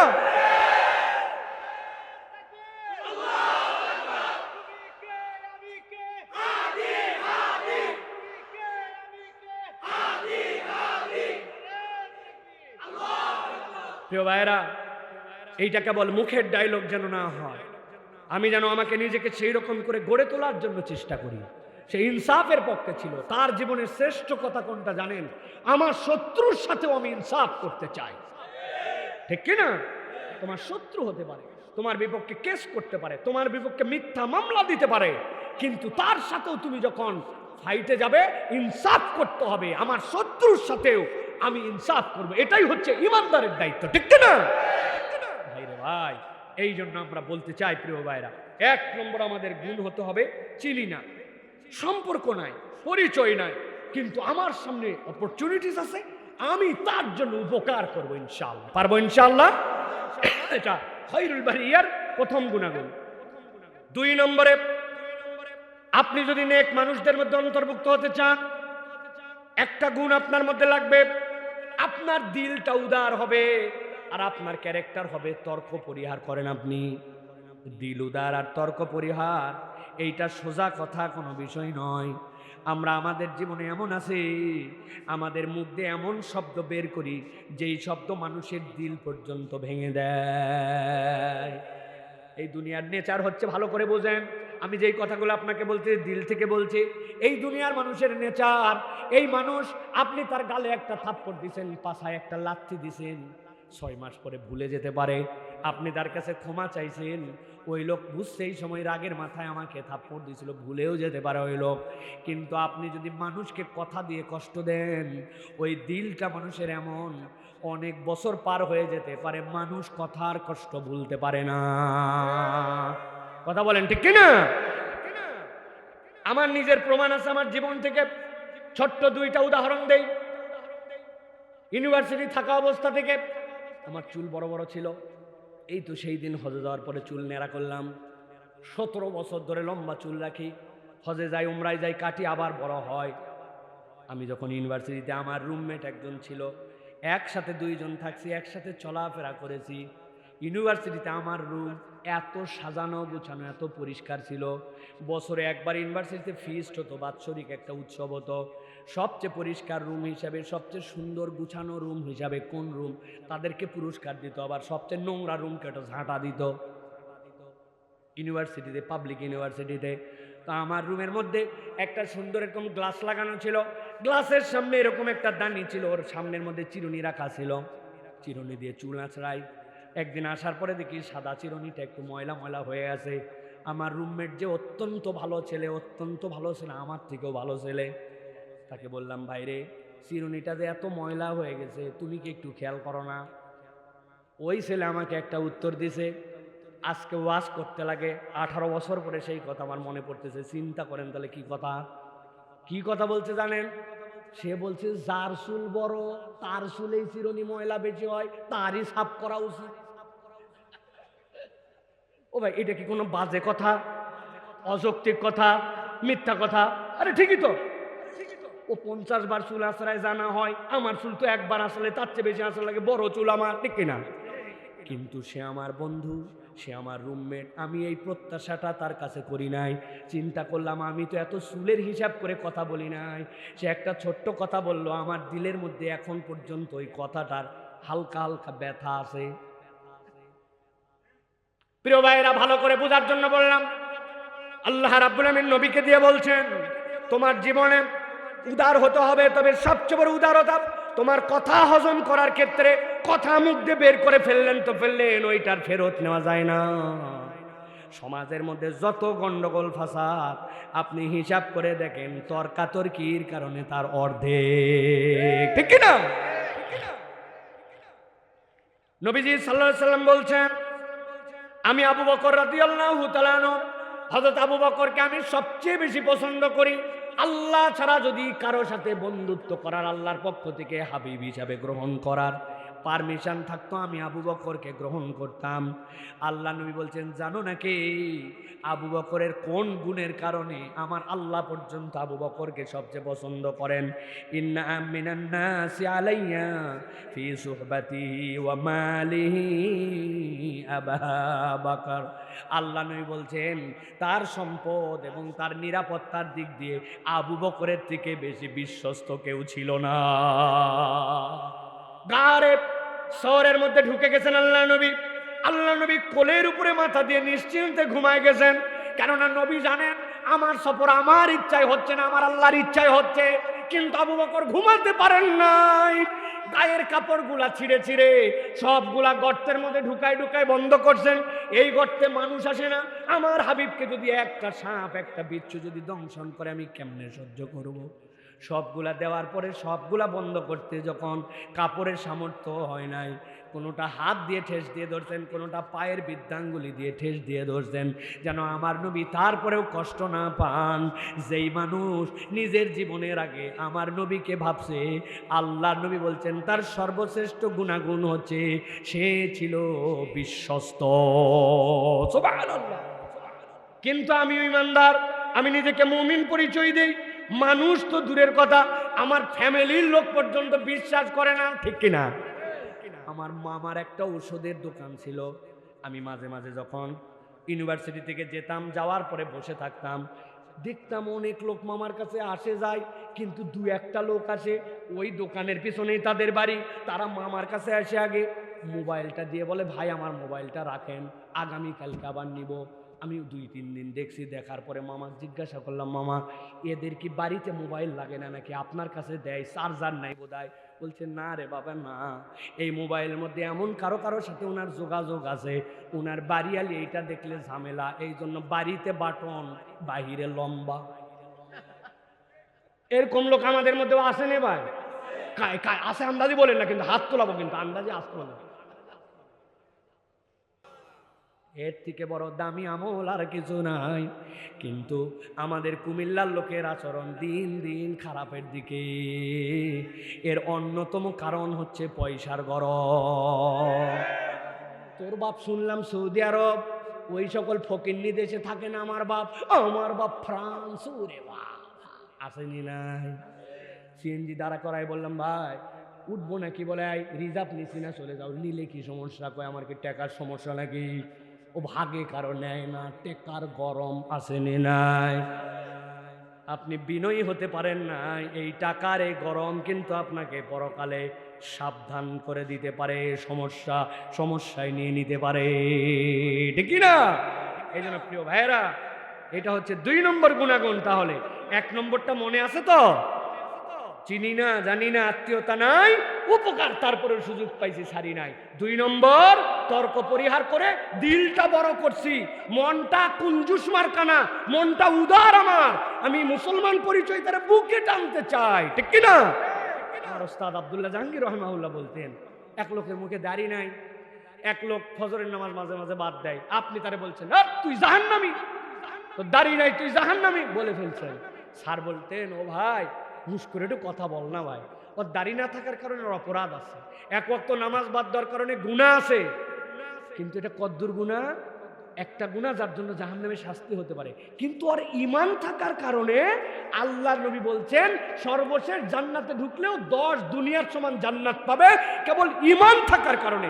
তাহলে কারো গুনার কারণে তোমার যদি এত রাগ হয়, ঈমানের কারণে তোমার জান্নাতি হিসাবে কত ভালোবাসা থাকা লাগবে। তোমার ভালোবাসাটা বড় করে দেখাও, রাগটা বড় করে দেখাও না, ঠিক কি না? পরে অপরাধের কারণে বিরক্তি থাকবে, বিরক্তি এক জিনিস আর ঘৃণা এক জিনিস, বিরক্তি এক জিনিস আর জাহান্নামে পাঠানো আরেক জিনিস, ঠিক কি না? আমি তো ফজরের নামাজটা পড়তে পারি নাই, জোহর আসর মাগরিব এশা পড়ছি, তোর ফজরই নাই আবার বাকি নামাজ, তোর শিকরি নাই, তোর আবার কি উড়াই দিস? আরে বেকুব, প্রত্যেক নামাজ ইন্ডিভিজুয়ালি ফরজ।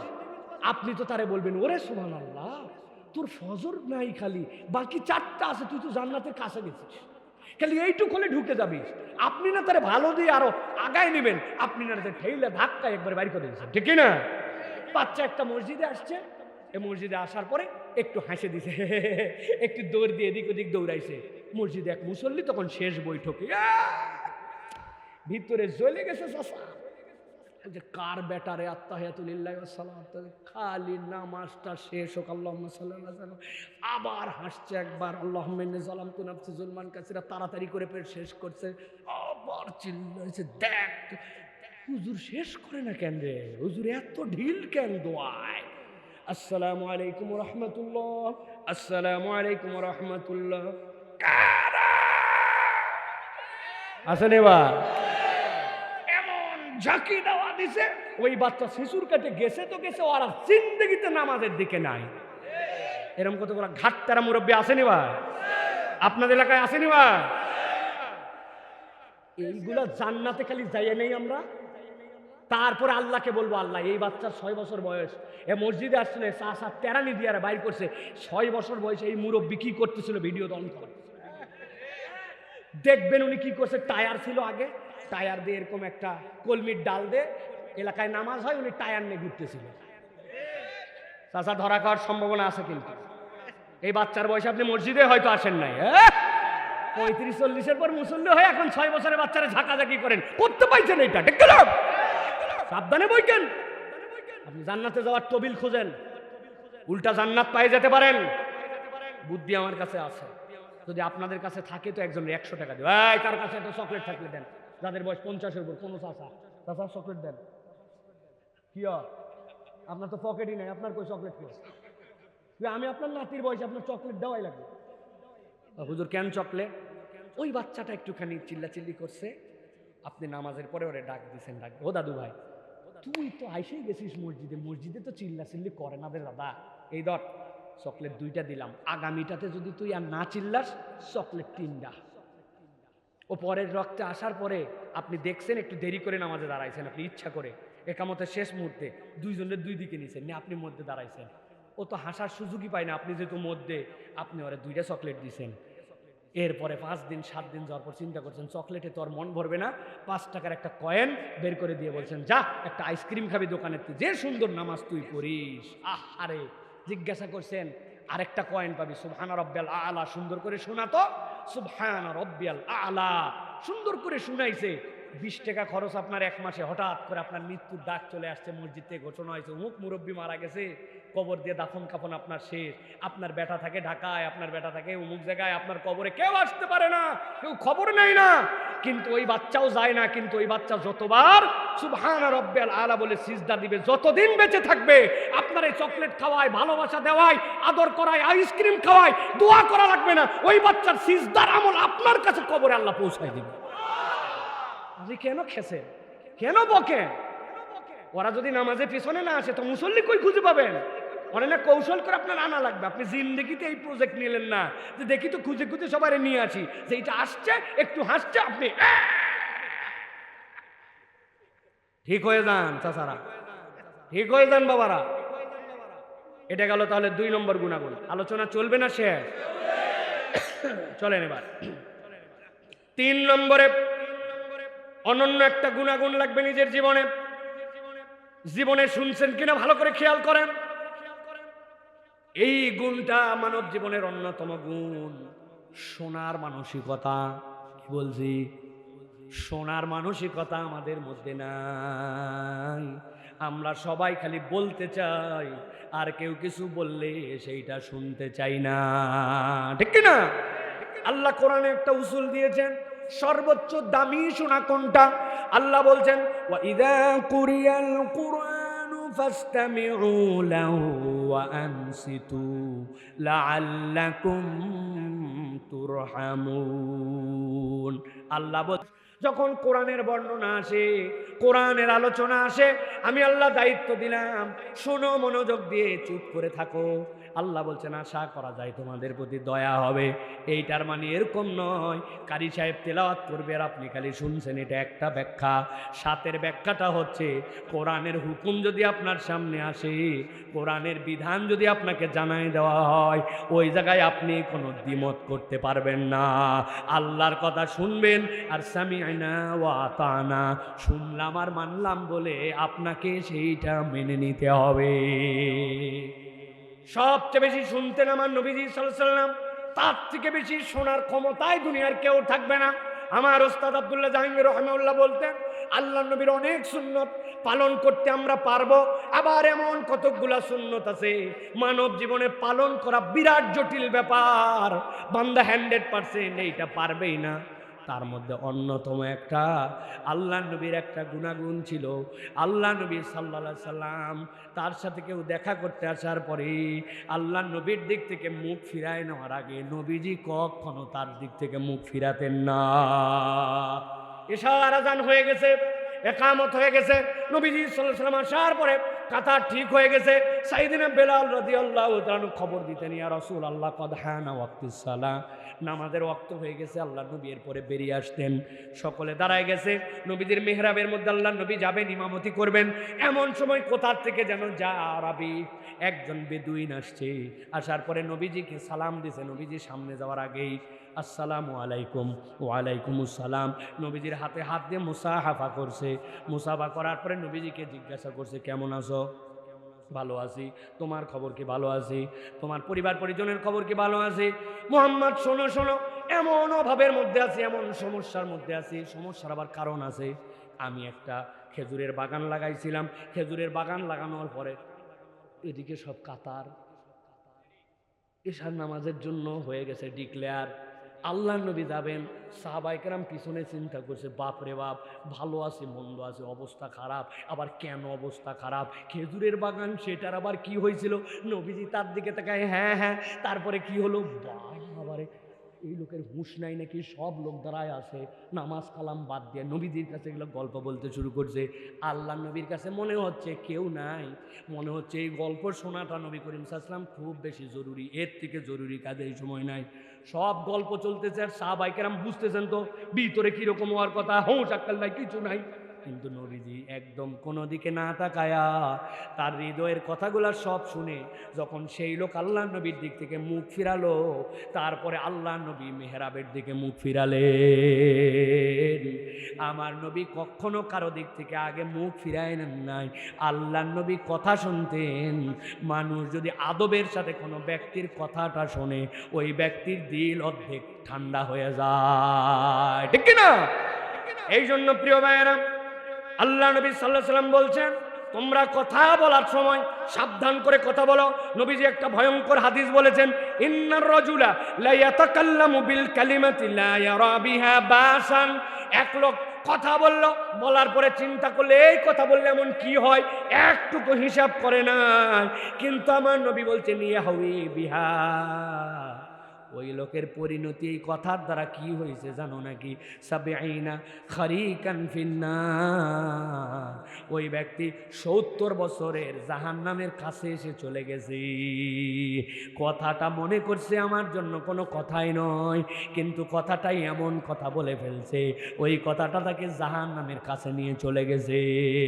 এই জন্য কোরআনে আল্লাহ বলছেন, মা ইয়ালফিযু মিন কাউলিন ইল্লা লাদাইহি রাকিবুন আতীদ। কথা যেইটাই বলো জেনে রেখো তোমার কথাটা আল্লাহর কাছে হিসাব করে সংরক্ষিত থাকে, ঠিক কি না? অতএব ফাউল কথা, আজগবি কথা, বলে দিলাম একটা কথা, এরকম কথা বলা যাবে। আমি মাঝে মাঝে উদাহরণ দিই, এই কুমিল্লায় আপনাদের ওই যে চান্দিনা আছে না, এই জায়গাটা জ্যাম জ্যাম হয় সব সময়। তো পাশে এক লোক বাস দিয়ে যাচ্ছে, আর ডান পাশে ওই জায়গাতে এক অটো বাইকালা আর এক সিএনজিওয়ালা অটো বাইকালা লাগাই দিছে। দুইজন দাঁড়ায়া ওরে ঝগড়া ঝাঁটি, বাপরে এক পরিবেশ কায়েম করছে। এখন বাসটা জ্যাম জ্যাম, বাসের জানলার পাশে এক লোক ছিল, মাথা বাইর করে দিয়ে দেখছে অনেকক্ষণ। এখন হে নামতেও পারতেছে না, ঠেকাতেও পারতেছে না, বলতেও পারতেছে না, কিন্তু দেখছে। দেখার পরে অনেকক্ষণ পরে ওর মনে হয়েছে আমার তো কিছু একটা করা উচিত। ওর সাথে সাথে কাল্লা বাইর করে বলছে, এই হাত থাকতে মুখ দিয়ে কিরে। এই কথা শুনে ওদের মধ্যে উত্তেজনা চলে এসে, কথা তো ঠিক, হ্যাঁ হাত থাকতে এতক্ষণ মুখ দিয়ে বলছে দেখিল দেখিল। এদিকে জাম ছুটে গেছে, গাড়ি চলে গেছে, চিটাগাঙের গাড়িও চলে গেছে। ও না থামাতে পারছে না কিছু করতে গেছে, কিন্তু বাতাস দিয়ে গেছে। আমাদের এলাকার লোক কিন্তু বাতাস দেওয়ায় ওস্তাদ, ঠিক না ভাই? খবরদার, এই বাতাস দেওয়া শয়তানের অভ্যাস, শয়তান উস্কায়। ইন্নাশ শাইতানা লাকুম আদুউম মুবিন, অত তোমার প্রকাশ্য শত্রু, টার্গেট গন্ডগোল কেমনে পাকানো যায়। এই জন্য মুখে লাগাম দিতে হবে, প্রয়োজনে মাঝে মাঝে সেলাই দিয়ে রাখা লাগবে, টেপ দিয়া, কারণ আমার মুখ তো খালি উস্কায়। এই কতটা বল মানে ভিতরে জ্বলে পুরে শেষ, ঠিক কিনা? খবরদার খবরদার। এই কথা তো কথা, এই কথার আবার সাংঘাতিক 3টা গুণা আছে। মুখের গুণা 3টা। কয়টা? মুখের গুণা 1 নম্বর মিথ্যা, 2 নম্বর গালি, 3 নম্বর গীবত। এই 3টা সাংঘাতিকতম গুণা। আপনার লাইফ চেঞ্জ হয়ে যাবে। মিথ্যা বলবেন না, গীবত করবেন না, গালি দিবেন না, ঠিক কিনা? তবে বউকে গালি দিলে গুণা হবে না, তাই না ভাই? অল্প একটু 19-20 হয়েছে, এক কথা 2 কথায় তোর বাপ তালাক, তুই তালাক, বংশ তালাক, ময়াকার গয়ে দীর্ঘই কোথাকার। বানান করে দিব, দে বানান করে দে, ময়কার গয়ে দীর্ঘ বানান করে দেয়। আহা, কি মুসলমান আপনি! আপনার স্ত্রী, আপনার সন্তানের মা, আপনার জীবন সঙ্গিনী, আপনি তার কথায় কথায় গাইলাগালি করেন। খবরদার খবরদার। এই জন্য শোনার মানসিকতা বাড়াতে হবে। পারবো ইনশাল্লাহ? শেষ 2টা পয়েন্ট চলেন। 4 নম্বরে, দুনিয়ার মানুষ যদি নিজেকে খায়রুল বারিয়ার মধ্যে আনতে চায়, 4 নম্বরে তার যে গুণাগুণ লাগবে সেইটা হচ্ছে কৃতজ্ঞতা প্রকাশ করা এবং মানুষকে মূল্যায়ন করা। আপনার মধ্যে যদি কৃতজ্ঞতার বহিঃপ্রকাশ না থাকে, আপনি উত্তম মানুষ হতে পারেন না। এই জন্য আল্লাহ নবী সাল্লাল্লাহু আলাইহি সাল্লাম বলেছেন, নিজের ভিতরে তোমরা যদি ভালো কিছু পেতে চাও, আল্লাহ নবী সাল্লাল্লাহু আলাইহি সাল্লামের সবচেয়ে বড় নির্দেশনা কোরআনের অনেকগুলো আয়াতের মধ্যে আসছে, লা ইন শাকারতুম লা আযীদান্নাকুম। আল্লাহ রাব্বুল আলামিন তোমাদের নিয়ামত অবশ্যই অবশ্যই বাড়াবেন, শর্ত হচ্ছে কৃতজ্ঞ হওয়া। বিখ্যাত ঘটনা কে জানে না? আল্লাহ নবী সাল্লাল্লাহু আলাইহি সাল্লাম বলেছেন আমাদের কাছে, এক মহিলা, সেই মহিলা নিজে নিজে অপরাধী ছিল। কেমন অপরাধী? নিজের সতীত্ব বিক্রি করত, কিন্তু আল্লাহ রাব্বুল আলামিন তাকে মাফ করে দিয়েছিলেন। নবীজি হাদিসের মধ্যে বলেছেন, গুফিল আলী ইমরাতিম মুমিসা, একজন প্রস্টিটিউট মহিলা নিজের সতীত্ব বিক্রি করে, সেই মহিলাকে আল্লাহ মাফ করলেন। কেন? মাররাত বিকালবিন রাসিন জাকিন ইয়ালহাসু কাদা ইয়াকতুলুল আতাস, একটা কুকুরের পাশ দিয়ে যাচ্ছিল, জিহ্বাটা তার এমনভাবে বেরিয়ে গেছে পিপাসায়, মনে হচ্ছিল যেন তৃষ্ণায় কুকুরটা মারা যাবে। সাথে সাথে সে নিজে তার জন্য একটু পানি খাওয়ানোর ব্যবস্থা করলো। আল্লাহ রাব্বুল আমিন তার গুনাহ মাফ করে দিলেন। সুবহানাল্লাহ তো বললাম, কিন্তু আল্লাহ কেন মাফ করলেন এইটা বুঝি নাই। মুহাদ্দিসরা তাত্ত্বিক ব্যাখ্যা করেছেন, আল্লাহর ওই বান্দি আল্লাহর হক নষ্ট করত, অন্যের হক নয়। আল্লাহ তার জন্য নিজের সতীত্ব বিক্রি করা হারাম করছেন, কিন্তু এইটা করতো, তাহলে হকুল্লাহর সাথে জড়িত ছিল এইটা। আর আল্লাহ রাব্বুল আমিন তাকে মাফ করার কারণ, সে আল্লাহর সৃষ্টি একটা প্রাণীকে পানি খাওয়ালো, আল্লাহ কৃতজ্ঞতা স্বরূপ তাকে মাফ করে দিছে। সুবহানাল্লাহ। এই জন্য প্রিয় ভাইয়েরা, সব সময় কৃতজ্ঞ হতে হবে। আপনাকে মনে রাখতে হবে হামটা বড় এক নিয়ামত। এই জন্য হামদের বর্ণনায় আমাদের সালাফরা বলতেছেন, হাম কাকে বলে জানো নাকি? ওয়াসফুল মাহমুদ বিসিফাতিল কামালি মাল মুহাব্বাতি ওয়াত তাযীম। এমন একটা গুণে তোমার হৃদয়কে ভরে ফেলা, যেই জায়গাতে ভালোবাসা থাকবে এবং সম্মান থাকবে। ভালোবাসা এবং সম্মান দিয়ে যখন মানুষ আল্লাহর কৃতজ্ঞতা আদায় করে, তখন রব্বুল আলামিন তাকে একজন শাকের বান্দা হিসাবে কবুল করে নেন। শুকরিয়ার একটা লেভেল হচ্ছে লা ইয়াশকুরুল্লাহ মান লা ইয়াশকুরুন নাস। আপনি যদি মানুষের কৃতজ্ঞ না হতে পারেন, আল্লাহর কৃতজ্ঞ আপনি হতে পারবেন না। মানুষের কৃতজ্ঞতার 5টা লেভেল থাকে। মুখে কৃতজ্ঞ হতে হয়, অনেক সময় আচরণে কৃতজ্ঞ হতে হয়, কোনো সময় মানুষের কৃতজ্ঞতায় প্রতিদান দিয়ে দিতে হয়, কখনো বা প্রতিদান দেওয়া যায় না, হাদিয়া দিতে হয়। আবার কখনো কখনো কোনোটাই পারা যায় না, কিন্তু কৃতজ্ঞতা স্বরূপ দোয়া করতে হয়। সময় সংক্ষেপ জন্য বিস্তারিত আলোচনায় গেলাম না। আপনাকে মনে রাখতে হবে মুখের কৃতজ্ঞতাও বড় দামি কৃতজ্ঞতা। কেউ আপনার ছোট্ট থেকে ছোট্ট উপকার করুক, জাযাকাল্লাহ খায়ের বলা, থ্যাংক ইউ বলা, শুকরিয়া বলা, ধন্যবাদ বলা, এইটা হচ্ছে মানুষের শ্রেষ্ঠ গুণ। আপনি মুখে বলতে পারেন না, অনেক সময় আচরণ দিয়ে আপনি প্রমাণ করে দেন আপনি আপনার প্রতি কৃতজ্ঞ আছি। আচরণের কৃতজ্ঞতাটা অনেক বড় কৃতজ্ঞতা। আপনি এমনভাবে সরি বলছেন, সরি বলার একটা বেয়াদবি আপনার, বা আপনি বোঝায় বাচ্চা মুখের সাথে বেয়াদবি, সরি বল, বলতে চায় না, সেটা সরি। সরি বলা একটা বেয়াদবি, ঠিক না? এই জন্য আপনাকে আচরণেও কৃতজ্ঞ হতে হবে। প্রতিদান অনেক সময় দেওয়া লাগে, মানুষ উপকার করছে, আপনার সুযোগ পাইলে প্রতিদান দিয়ে দিবেন। অনেক সময় হাদিয়া তোহফা পাঠায় দিতে হয়। এই লোক প্রতিদান নেওয়ার লোক নয়, কিন্তু আমি একটা ছোট্ট গিফট করে দিছি, যে এটাতে তার দিলের মধ্যে খুশি হয়ে গেছি। আর কিছু না পাইলেও আল্লাহর কাছে দোয়া করতে হবে, আল্লাহ আমি উমুকের প্রতি উমুক বিষয়ে কৃতজ্ঞ, অতএব রব্বুল আলামিন তুমি তাকে উত্তম বিনিময় দাও। পারবো ইনশাআল্লাহ।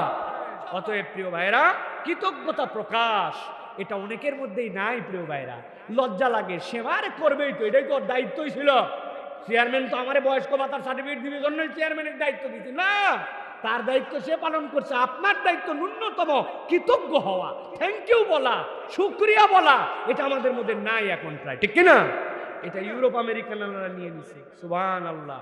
কৃতজ্ঞতা কি জিনিস, থ্যাংক ইউ কি জিনিস, মানুষের প্রতি কিভাবে যে বিনয় প্রকাশ করে, এটা বাইরে না গেলে আপনি বুঝতে পারবেন না। ছোট্ট বিষয় থ্যাংক ইউ না বলে আপনার কাছে যাবেই না সে, এত বেশি তাদের মধ্যে ম্যানার। আমরা মুসলমান, আচরণ তাদের কাছে, আর তাদের আচরণ, ইমান নাই তাদের কাছে। ইমান আছে, আচরণ নাই, আর ওদের কাছে আচরণ আছে, ইমান নাই। কথা ঠিক কিনা?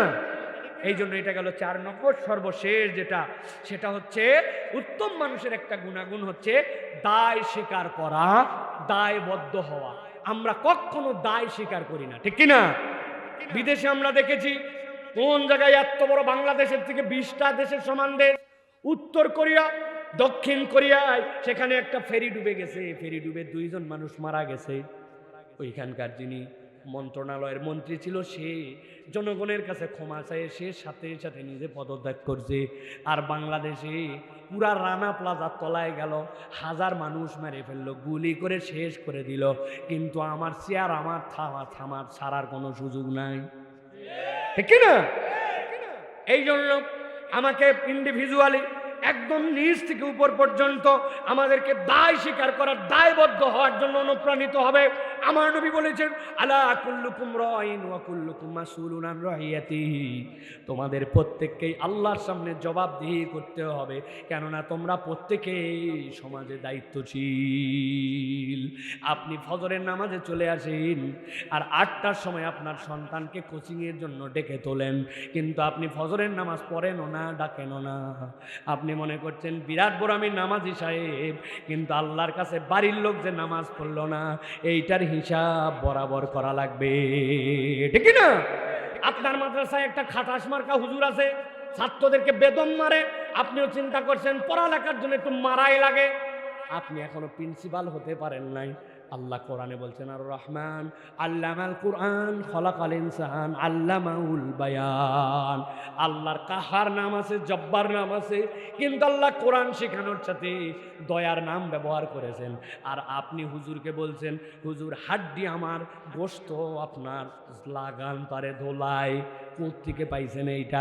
আপনি দায়বদ্ধ মানুষ হতে পারেন নাই। আল্লাহর কাছে যাওয়ার পরে হিসাব বরাবর করা লাগবে, ঠিক কিনা? সব ক্ষেত্রে একবারে স্বামী স্ত্রীর সম্পর্ক থেকে শুরু করে সব জায়গায় আপনার দায়বদ্ধতা আছে। এই দায়বদ্ধ মানুষ যদি একবার হতে পারে, সমাজ বিপ্লবিকভাবে পরিবর্তন হবে। মানুষের জীবনে 4 ধরনের দায়বদ্ধতা থাকে। একটা হচ্ছে নৈতিক দায়বদ্ধতা, আরেকটা হচ্ছে জনহিতকর দায়বদ্ধতা, আরেকটা হচ্ছে সামাজিক দায়বদ্ধতা, আরেকটা হচ্ছে আইনি দায়বদ্ধতা।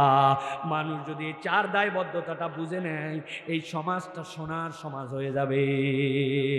আপনি দুনিয়ার যেই প্রান্তেই থাকেন, ওইখানকার যে আইন আছে, আইনের প্রতি আপনাকে দায়বদ্ধ থাকতে হবে। কেউ দেখে না, মানে না, এই জন্য উল্টা দিক দিয়ে গাড়ি চালায় দিছে। শত শত প্রত্যেক দিন অ্যাক্সিডেন্ট হচ্ছে কেবল উল্টা দিক দিয়ে যাওয়ার জন্য। মানুষের জীবন চলে গেল, কোন পরিবার নিঃস্ব হয়ে গেল। আপনি তো মনে করছেন আমি কেবল অল্প একটুখানি উল্টা গেছিলাম, এরকম অ্যাক্সিডেন্ট আছে না? না।